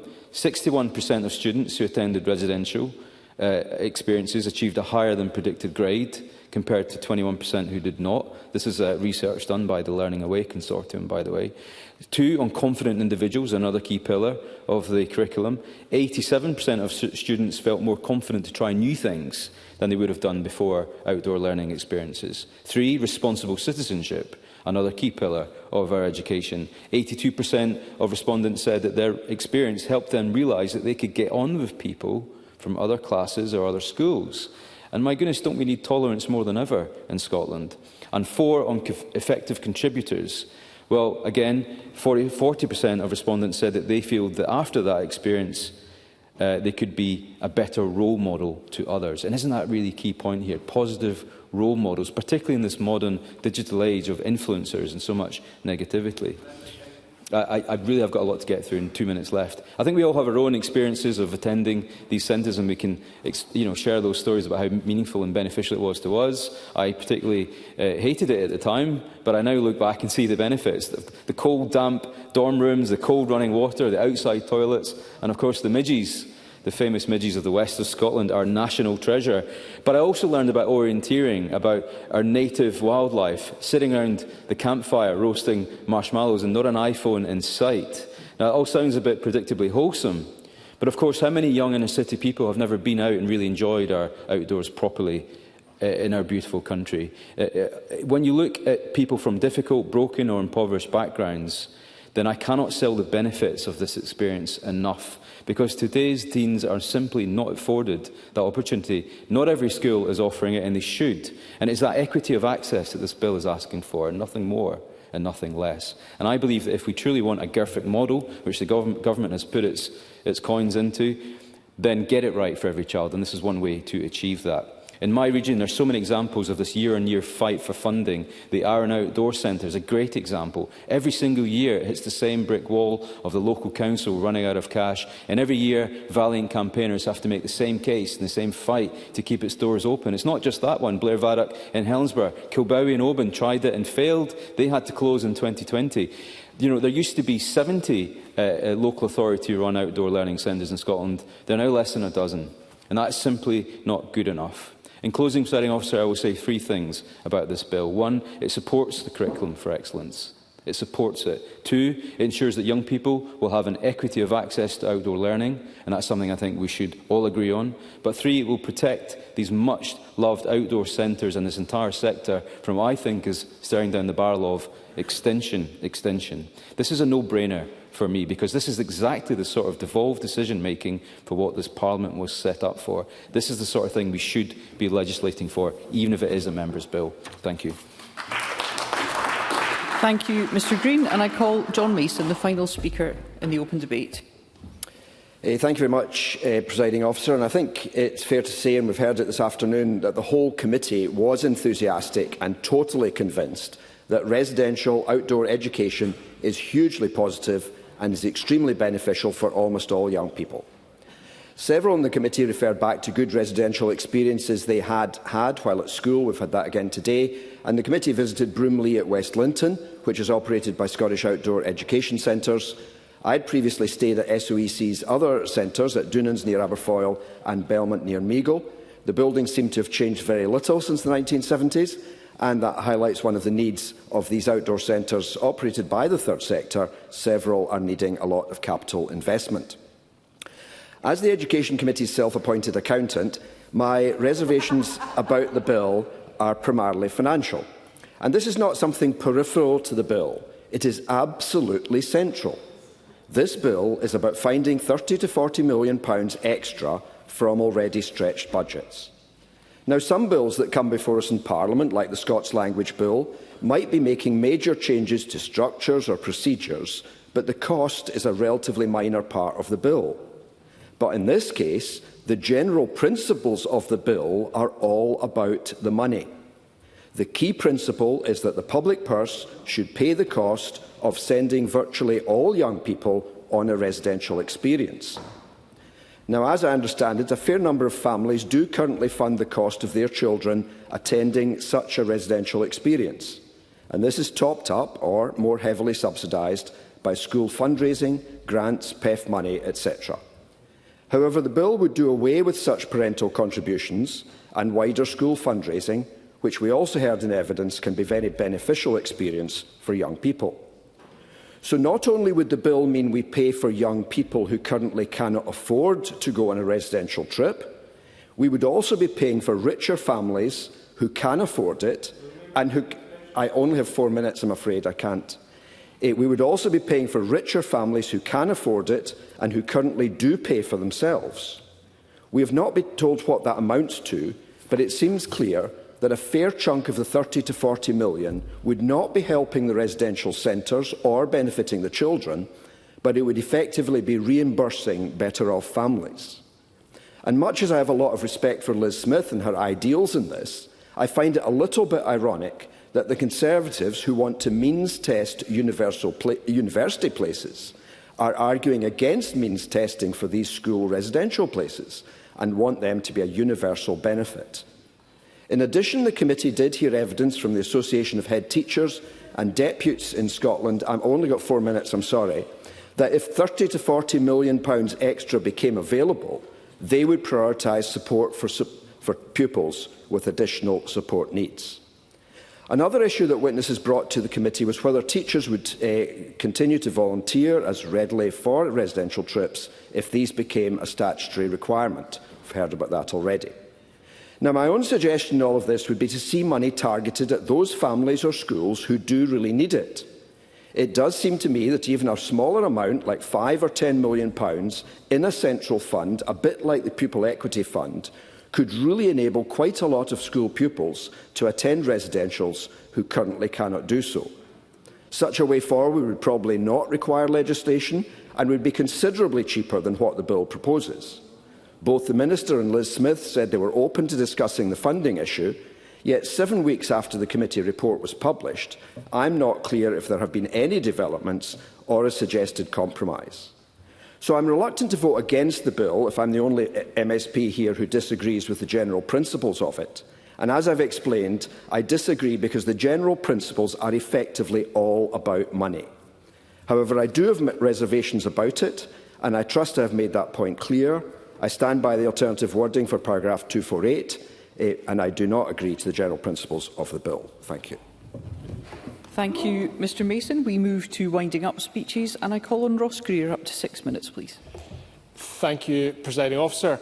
This debate and the whole of the Stage 1 process has been an excellent example of effective parliamentary scrutiny of a bill where, accepting the point that John Mason's just made around the general principles in relation to cost, insofar as the general principles in relation to policy outcome are concerned, there is complete unanimity across this Parliament, and it is a question of implementation and what exactly we are trying to achieve here. Now, I said already the Scottish Greens will support the bill at Stage 1. I do want to address some of the concerns that we have about it that I didn't get to in my opening speech. And the first is about cost, because that is a significant one. But I should say from the outset on cost, my most significant concern as of today is what appears to be an element of brinkmanship from the Scottish Government in relation to the financial resolution for this bill, because it's not just in the 7 weeks since the publication of the committee report that the Government has had time to grapple with and consider this issue and engage with the member in charge. But Liz Smith stated her intention to bring this bill forward at the start of this session of Parliament. There has been years in which these issues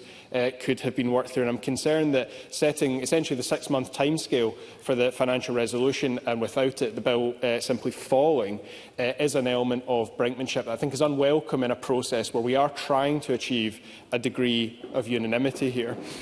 Now, Liz Smith has already laid out options for the costs around this. It's quite right that those have been scrutinised both by the Education Committee and by the Finance and Public Administration Committee. And while I do think that there is a substantial and credible proposal in there, Ms Smith will appreciate that if more money is required, I'm never short of an additional tax proposal, and I'm more than happy to share those if she wishes to take one or two of them on. But I would also point out, and I would take this opportunity, like I take many others, to say that a lot of this relates back to how we fund our local authorities, because they are the ones delivering education. They will be primarily responsible for the delivery of this responsibility if we indeed put it into law. But at the moment, the primary method of tax that our local authorities have is based on a valuation from before I was even born. Yes. Christine Graham. Thank you. I fully accept the position about local authorities, but given the example of Broomlea, which is a charity, there is capital funding that will be needed by some of the existing providers, and I'm not sure where that's going to come from. I mean, I wish it could be done, but I just want to see that nailed down. Ross Greer. Grateful for that intervention, because I think the capital funding that's required, not just the ongoing cost of provision, but the capital funding is an essential point. There are models there. I think Jamie Green listed a number of them, repeating the points that Liz Smith has already made around trust models, philanthropy, etc. As a socialist, I believe that the state should be able to provide much of the funding that's required for this. And I would emphasise again, because I think it goes back to the point that Jamie Green made about Arran Outdoor Education Centre and Blairvaddock, which is operated by Glasgow City Council, but is in our region in Argyll and Bute, that year after year after year, these centres are slated for closure, and year after year after year, a few more of them do indeed close. The council-run facilities, that is. And we do need to come to some kind of resolution to, at the very least, preserve the estate that we currently have. Blairvaddock, though, I think is an interesting example that needs to be grappled with in relation to the finances for this, because my understanding of that centre is that Glasgow City Council maximise the commercial bookings there to essentially cross-subsidise their own local authority traditional class trips. Of course, the aim with this bill is to increase the number of children accessing residential outdoor education through schools.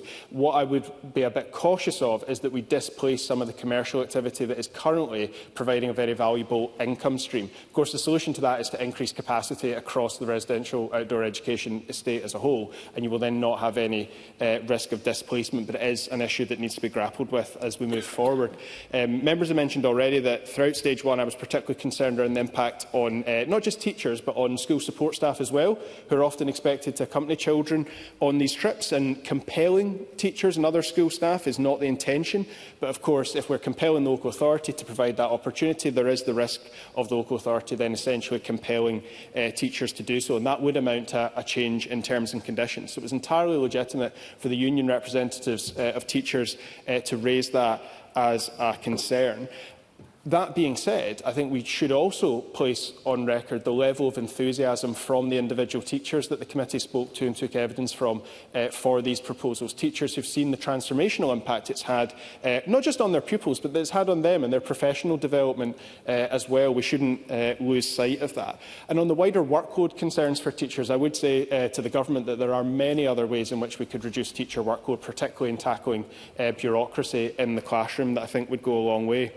The flexibility point is one that was raised, and I think is well worth considering, particularly for young people from more rural communities who have much more readily accessible outdoor education as it stands, and who made the point that they would perhaps benefit more from a couple of days spent in a city centre accessing museums, galleries, etc., that they wouldn't otherwise be able to in their day-to-day lives. And I think that is a point worth considering. And the Minister was also right to say that the quality of outdoor education in general has probably improved in recent years since 2010. But that doesn't address the point of inconsistency, and that's the one that I want to close on, because the committee's first recommendation in our Stage 1 report is that we think all young people in Scotland should have access to residential outdoor education. And the Scottish Government's response does not address that directly. My reading of it is that it implies, doesn't say outright, but it implies that the Government disagrees with that point, that every pupil should receive a residential opportunity. The Government agrees on the value of outdoor education, but omits directly addressing that point. And that's what's key here. If we, as this Parliament, believe that every young person in Scotland should receive the opportunity for residential outdoor education, This bill is the opportunity to do so. If the government also believes in that, but doesn't believe the bill is the right vehicle, they have had the opportunity and they still have a narrow window of time in which they could bring forward an alternative proposal. They've not done so, and on that basis, the Greens will be voting for the bill today. Thank you, and I call on Martin Whitfield. Very grateful, Presiding Officer. Like others, I would like to take the opportunity to extend my condolences and thoughts to Keith Brown and to the family and friends of Christina McKelvey. She was, I think, as the First Minister rightly said, a force of nature. It is a pleasure, genuine pleasure, to close this debate on behalf of Scottish Labour, because I think in this Member's Bill, and I compliment the member for bringing it, we see an opportunity to move education in Scotland forward. We see an opportunity to bring back to the centre of our education principles, those principles that created the Curriculum for Excellence. And if nothing else, this debate has moved Oliver Mundell's thoughts on Curriculum for Excellence. I absolutely and wholeheartedly welcome that, because the Curriculum for Excellence is a national responsibility. And we've had interesting discussions and contributions that relate to whether or not a national responsibility by way of costs can be met with this. If we were to turn around and say that we're not paying for the laptops or the desks or the chairs in schools, there would rightly be an outcry. It has been accepted across this chamber, which is always a benefit, but I think more importantly, across academia, across the teaching profession, but perhaps most importantly, across our young people themselves, an understanding of the importance of residential outdoor education. It allows a fulfilment in the Curriculum for Excellence that is very much struggled at within the confines of the classroom. And we have an opportunity here today to open up and to empower our schools and our young people to have a different approach, to have an approach that suits them, that allows them to show themselves to their teachers, and also allows the teachers as observers to make assessments of young people without having to be part of the learning process directly. And that observation is invaluable. The Curriculum for Excellence, I still wholeheartedly agree, and I will continue now to drag Oliver Mundell for the support on that. But for it to work, for it to be based on experiences, for it to be intended to create better adults during their journey through childhood, then, like Bill Kidd, it is worth remembering that residential outdoor education ticks a human rights box as well. Willie Rennie talked about the lack of evidence for outdoor education, and I think Ross Greer's final contribution that highlighted, I don't think a deliberate attempt, but a mix of outdoor education with residential outdoor education is very important, because it is residential outdoor education that we are talking about today. And I would like to... There's been some really important and significant contributions in this debate, which I very much welcome. But I'm very selfishly going to pick on Carol Mock and my colleagues' contribution because of something that she said, which actually resonated with me as a former teacher, and I should indicate my note of interest as a former teacher in respect of this, that residential outdoor education is frequently a key milestone in a child's journey through their school. They don't remember the maths lesson. They rarely remember the poetry lesson. They sometimes remember a visitor, and they sometimes remember a trip to the pantomime. But all of those who've had the benefit of and experience of residential outdoor education go back to that, when the teacher looked an idiot and couldn't do something, when they were able to do something that no one else in the class could do, when they ate a deeply over-baked, cooked and burnt bit of sugar and celebrated it as they sat round a fire and watched the sparkles go up into the evening, and then did something the Curriculum for Excellence asks our youngest children to do, to look up in the sky in amazement, and perhaps to see stars for the first time without light pollution. They are the experiences that live with young people for the whole of their lives. And from the stories we've heard this afternoon of members of this Chamber's outdoor education, clearly some of them have stuck very hard. I do want to spend the final part of this, and I wish I didn't have to do this, but I want to take up again Ross Greer's comment about brinkmanship. Without the financial resolution, nothing further can happen to this bill. The only entity in this chamber that can bring that financial resolution under Rule 912 is the Scottish Government. This is the same Scottish Government that for the past 8 months has talked about reaching out, about seeking consensus, about working with other parties. This is the Scottish Government that has stood up in the form of the First Minister on a significant number of occasions, and I welcome those, that this is no longer a Parliament with a Scottish Government that has a majority. To see a strategy preventing Stage 2 even starting, preventing formally members seeking amendments to try and improve and benefit this bill because of the lack of one vote that normally passes, well, with the exception of last night, one vote that passes with unanimity across the chamber, can I say is a disappointing strategy for a Scottish Government that represents Scotland to use. I'm grateful, President Officer. Thank you, and I call on Ros McCall. Thank you, Presiding Officer. I want to start by echoing the comments made right across the chamber at the passing of Christina McKelvey, and I add my condolences to everyone who's dealing with their grief. At 15, my youngest daughter went cliff jumping. She was petrified. She talked herself out of and back into going on the trip countless times. But when she returned from that excursion, she was elated. She had a newfound confidence in herself and her abilities, and it transpired she jumped off the cliff into the bitterly cold Scottish coastal waters more than once. At 14 years old, my eldest daughter stood on the pizza box. Now, before you question the outdoor educational benefits of standing on a thin cardboard box with a residue of tomato sauce and melted cheese, the pizza box is the colloquial name for a platform about the size of a pizza box, say about 45 centimetres square, that's situated on the top of a 30-foot high standalone telegraph pole. Individually, you climb the pole and you pull yourself onto the platform with a harness and a rope for safety. She returned confident, resilient and proud. And these weren't one-off events, because my daughters, living in rural Perthshire, were lucky enough to experience residential outdoor education through Brownies, John Muir Award schemes, Duke of Edinburgh and CCF. And I know these experiences have given them, based on their initial start in life, they're a massive part of what makes them who they are today. They believe there's nothing they can't achieve. But it seems really unfair to me that my daughters have had the experience of fulfilling an outdoor education because they went to a school in rural Perthshire. This opportunity should be available to every child in Scotland, and this has been highlighted in today's debate by Pam Duncan-Glancy, by Bill Kidd, by Carol Mochan and many more.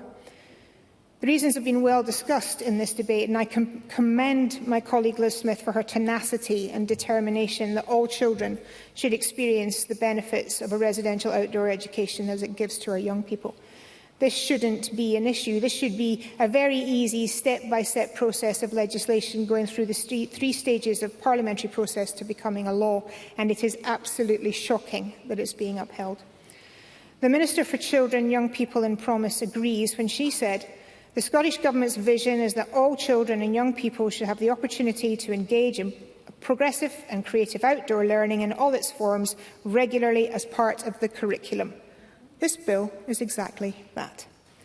But if that wasn't enough of a confirmation of the Scottish Government's intent, the Minister has also said the Government values the important work that our residential outdoor centres do to support our young people's mental and physical health, confidence, team building, skills, resilience, communication skills and personal development. That seems like a glowing recommendation for the principles behind this bill, so I was assuming that we would be unanimously passed at stage 1. So let's look at the bill in a little detail, because 3 main aims are worth highlighting: placing a duty on education authorities and managers of grant-aided schools to secure the provision of at least 1 course of residential outdoor education for each pupil, placing a duty on Scottish ministers to prepare and publish guidance on the duty to secure the provision of a residential outdoor education, and providing that the Scottish Government provide funding to local authorities and the managers of grant-aided schools to carry out the duty to secure the provision of residential outdoor education. And as with all things, the stumbling block is the cost. as the Minister forcefully highlighted in her opening remarks. But so much of what we do is spending money at the crisis point. Mental health issues, physical health issues, violence in our classroom, disengagement with education, all crisis points. And this bill will turn that forward. We know that all comes down to priorities and what is considered important, and it is very disappointing to hear that this is not a priority and is not considered important for the Scottish Government. NASUWT said it best. The proposals contained in the Schools Residential Outdoor Education Scotland Bill shine a welcome light on the inequality which currently exists in accessing this provision for all pupils in Scotland. There is no dispute that a disparity of access to outdoor education residential experiences currently exists, and further that most of our vulnerable children and young people are often unlikely to be able to participate. This feeds into the ethos behind the promise. This should have been the easiest debate in the history of the Scottish Parliament. So in conclusion, Presiding Officer, I want to impart a last memory. This is one of mine when I was a snowy owl. We went to Dalguise for a weekend residential outing with the Brownies, a rather rambunctious group of young ladies, many of whom had never been away from home. Along with the complaints that we all got about the standard of the food and the fact that they were sharing a bunk and a room with somebody they didn't want to share a room with, there was a very group of excited but nervous girls, unsure not only of their surroundings but of themselves. 2 days later, having experienced hill buildings, pursuits, climbing walls, Jacob's ladder and the giant swing, we had an entirely different group, and it only took 2 days. The look on their faces of pride in their achievements will stay with me forever, and it is an absolute injustice that this is not afforded to every child in Scotland. Thank you. Thank you. And I call on the Minister. Thank you, Presiding Officer. In closing, I would like to reiterate my thanks to a number of stakeholders who have made important and constructive contributions throughout Stage 1 scrutiny of this bill. In particular, I want to note the contribution of the Association of Heads of Outdoor Education Centres and its members in working with my officials to inform our understanding of the current capacity of the sector. As I've said, I recognise and value the positive and unique role of residential outdoor education in a young person's education and development, and I wish to continue to see provision of such experiences for our learners as part of a mixed offer of regular outdoor learning. And of course, I would like to reiterate my thanks to Liz Smith on her work to raise the profile and the public discussion on outdoor learning provision in Scotland, which has been driven through introduction of her Members' Bill. Now, in looking back at the journey that we've come on in Scotland since publication of the 2010 Vision Document Curriculum for Excellence Through Outdoor Learning by Education Scotland's predecessor, I believe that there is much to be celebrated. And as I said to Mr Rennie, I feel that much progress has been made. For example, Learning for Sustainability, which includes provision of outdoor learning in all its forms, is now a recognised entitlement for children and young people across the 3 to 18 curriculum. I will take the intervention. Oliver Mundell. I thank the member for taking the intervention. Does she see that there is less residential opportunities now than there were, say, 10, 15, 20 years ago? Despite what she's saying, residential opportunities in most parts of Scotland are diminishing. Minister. I recognise that. I understand those are decisions that have been taken by local authorities, but as I've said, I'm keen on seeing this grow further because I recognise the benefits that it can have. And indeed, Scotland has been a front-runner, recognised internationally for our work in developing a whole-school approach to learning for sustainability.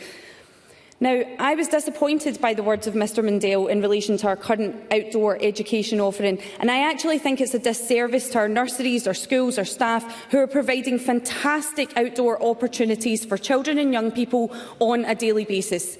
There are many examples of our children and young people experiencing progressive, impactful day-to-day outdoor learning activities across the country, including through residential outdoor education. And I'll come on to some of those in a second, but I will take the intervention from Ms Smith. Liz Smith. Minister, for that, nobody at all is saying that there isn't really good work being done in outdoor learning, whether that's in nursery or primary or whatever. This bill complements that. It's not an either-or. I would really ask the Minister to accept that, because that's the whole point of the value, is that we're building an educational progression right through young people's careers at school. Minister. I concur with Ms Smith. What I would say is I didn't feel that tone from the contribution that Mr Mundell gave in his response to the debate, but I appreciate what Ms Smith is saying. So, to look at some of these examples, centres like the City of Edinburgh's Lagan-Leah and Benmore work closely with schools to align activities with learning priorities, while Blair Vadach Centre staff provide citywide support in Glasgow, including orienteering maps for every school and specialist programmes for care-experienced learners. In East Lothian, young people can access progressive residential outdoor education experiences, starting with a base camp on the school estate for P5 pupils, culminating in a full 4 to 5 day residential for P6 pupils, and these examples are to be commended. But I know that the evidence confirms that we need to make better progress, particularly in upper primary and secondary schools, and I acknowledged this in my letter to the Education Committee in December last year. To reassure members, Education Scotland continues to support both the Scottish Association for Provision of Outdoor Education and AHOIC to develop a quality improvement framework for the sector. I'm sorry, Presiding Officer, I do have to make progress. And I look forward to the final report from our Scottish Outdoor Learning Strategic Working Group, which I've asked to provide me with recommendations on the next steps to improve our overall support for inclusive outdoor learning across the curriculum.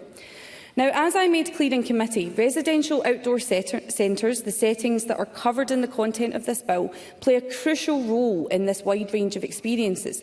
To borrow a phrase from a previous joint Scottish Government and SAPO publication, outdoor education centres have been part of the DNA of Scottish education for 75 years, and the Scottish Government values and supports the role of centres in supporting young people to develop resilience, their self-confidence, their well-being and their engagement with learning, and many of the benefits that members have spoken about today. However, we clearly still have some way to go before the Scottish Government could confidently lodge a motion for a financial resolution to enable the bill to proceed, should it pass stage 1 today. Presiding Officer, is there any time in hand? Very little. Douglas Ross. The Minister, and it's on the point about a financial resolution. The only precedent I can find is Monica Lennon's Period Products Bill, which passed at stage 1, and then the financial resolution was published and debated and voted on later. If the Government choose within the 6-month period not to lodge a financial resolution, will the Minister commit to a motion being laid to that effect to allow Parliament to debate and vote on the fact? At the moment, we would only vote on the affirmative if a financial resolution is going to be lodged. If the Government are not going to do that, can we have a debate and a vote on their position not to lodge one? Minister. Mr Ross, that's certainly something that I can discuss with the member as I continue to engage with her on this bill. Now, as I made very clear in committee, to continue, the full potential cost of the bill remains unclear, and as introduced, it is unaffordable. It's the responsibility, of course, of Government and Parliament to scrutinise this, and we must make clear to Parliament that our concerns have not yet been addressed. It's not clear how equity of provision of any new entitlement could be delivered by the sector, and associated costs have not been considered. Implications for the workforce are significant, and the bill, as introduced, does not afford solutions to ensure provision is equitable for all of Scotland's children. Now, Mr Rennie states the Government did not reach out to him and the Government needs to come forward with something better. Firstly, I am sorry that Mr Rennie feels left out. That was never my intention, and Mr Whitfield, of course. But my priority has been engaging with the member to try to find the solutions to the number of challenges that I and many others have presented. The evidence on the unique role and benefits offered by residential outdoor education for the development of our children and young people is clear, and I think we're all in agreement. Members have touched upon the inconsistency and the fact that young people from more deprived backgrounds are often those that can benefit most from such experiences, and yet it's this cohort who receive less outdoor learning opportunities overall. And of course, we know that many schools are using PEF funding to ensure young people have these opportunities. But I agree that building a better national picture of current levels of provision of residential outdoor education will be important in better understanding the implications of these legislative proposals. In concluding, Presiding Officer, I recognise that there is strong support across this chamber for the general principles of this bill, and that some members may question the Scottish Government's decision to abstain and not lodge a financial resolution. I don't shy away from this position, though. If this were a government bill, it would face equal scrutiny, and ministers would be challenged on the significant data gaps and the uncosted elements that are not included in the financial memorandum. As I've said, I do remain open to working constructively with the member in charge to address the concerns, and having listened to the debate today, would also be interested in working with members from across this chamber. Thank you. Thank you, Minister. And I call on Liz Smith to wind up the debate to 5:30, please. Thank you, Presiding Officer. And can I begin on a note of consensus with the Minister, because I value the discussions that we have had. But I have to say, Minister, that I do think when this very substantial letter arrived just last night, and that was 7 weeks after the committee report had been issued, and as two members have indicated, that was after quite a long period of time where this bill had been debated, that didn't do much in terms of ensuring that the scrutiny in this debate is as good as it should be. Now, the Minister seems to be having a conversation with the Cabinet Secretary just now, but can I just ask the Minister again if she will consider the very sensible point that has been raised by Douglas Ross as convener of the committee about this point of the financial resolution. I sit on the Finance Committee in this Parliament. I understand that the Government has issues about finance. I understand that this bill has issues about finance. But I believe that these can be resolved. I don't accept that the Minister is saying this is unaffordable. Unaffordable has to be measured against the choices that the Scottish Government makes for other policies. That's the important thing about this. It's not unaffordable. There are possibilities of funding this, and as I mentioned in my opening speech, when it comes to PEF funding, which I fully supported in this Parliament at the time, I think it's a great idea, and I know it's something that Conservatives, Labour Party and the Liberals have all mentioned, not just in this Parliament but at Westminster. It's a very valuable concept. But if that PEF funding, some of it is being sort of put on to the next year, it does suggest that it's not all being spent in the timescale that it's being issued. And it also suggests that the Government has changed the criteria by which that PEF funding is being issued, because it's gone into a local government attainment grant. Now, that's very different from what the original intentions were of PEF funding.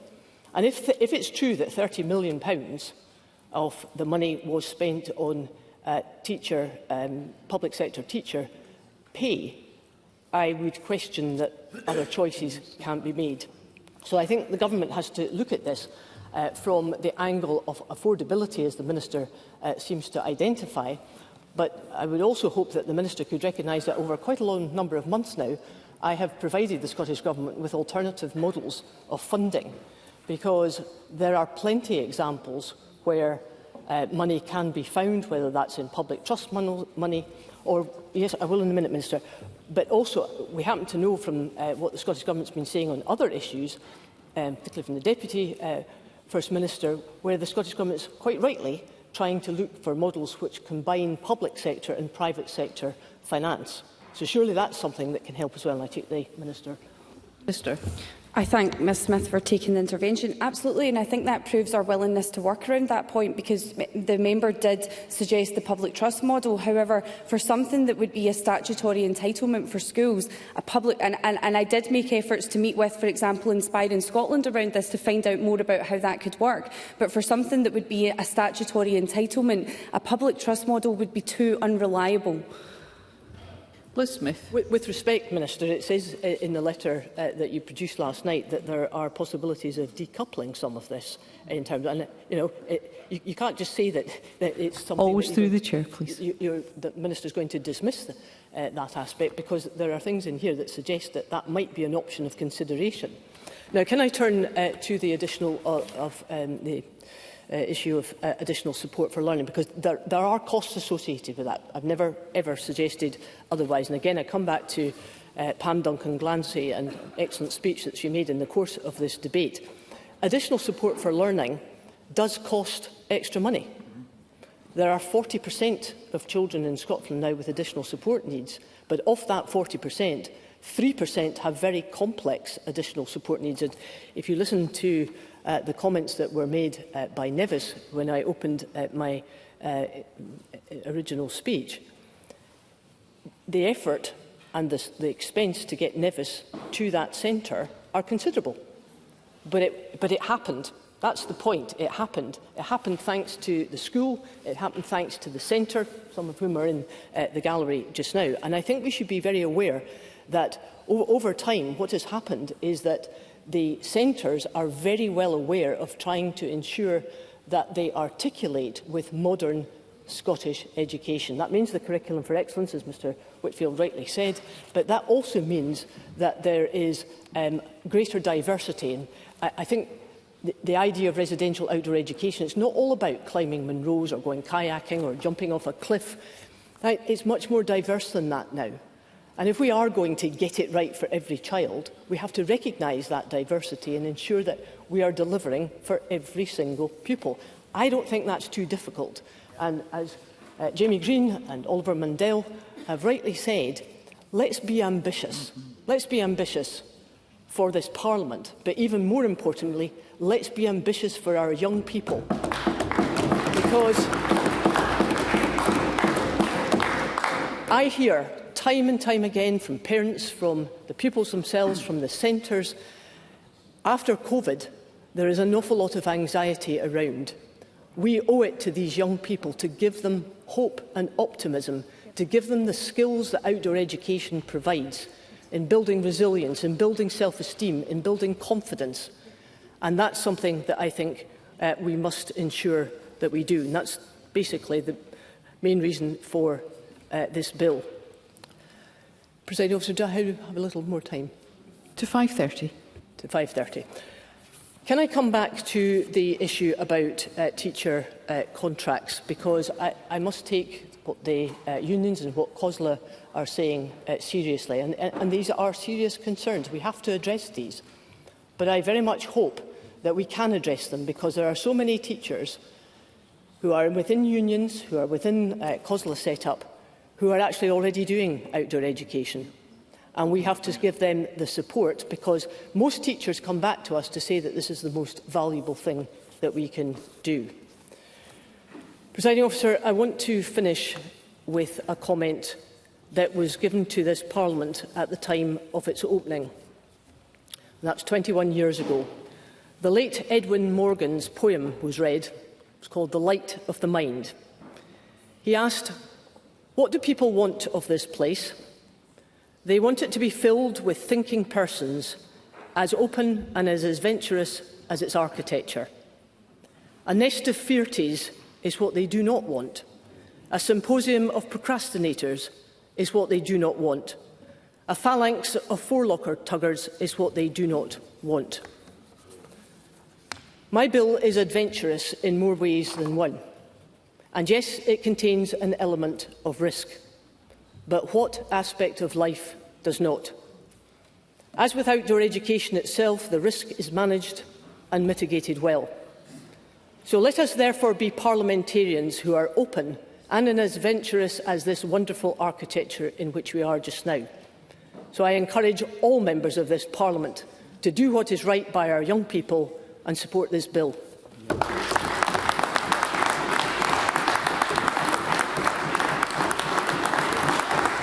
Thank you, Ms Smith.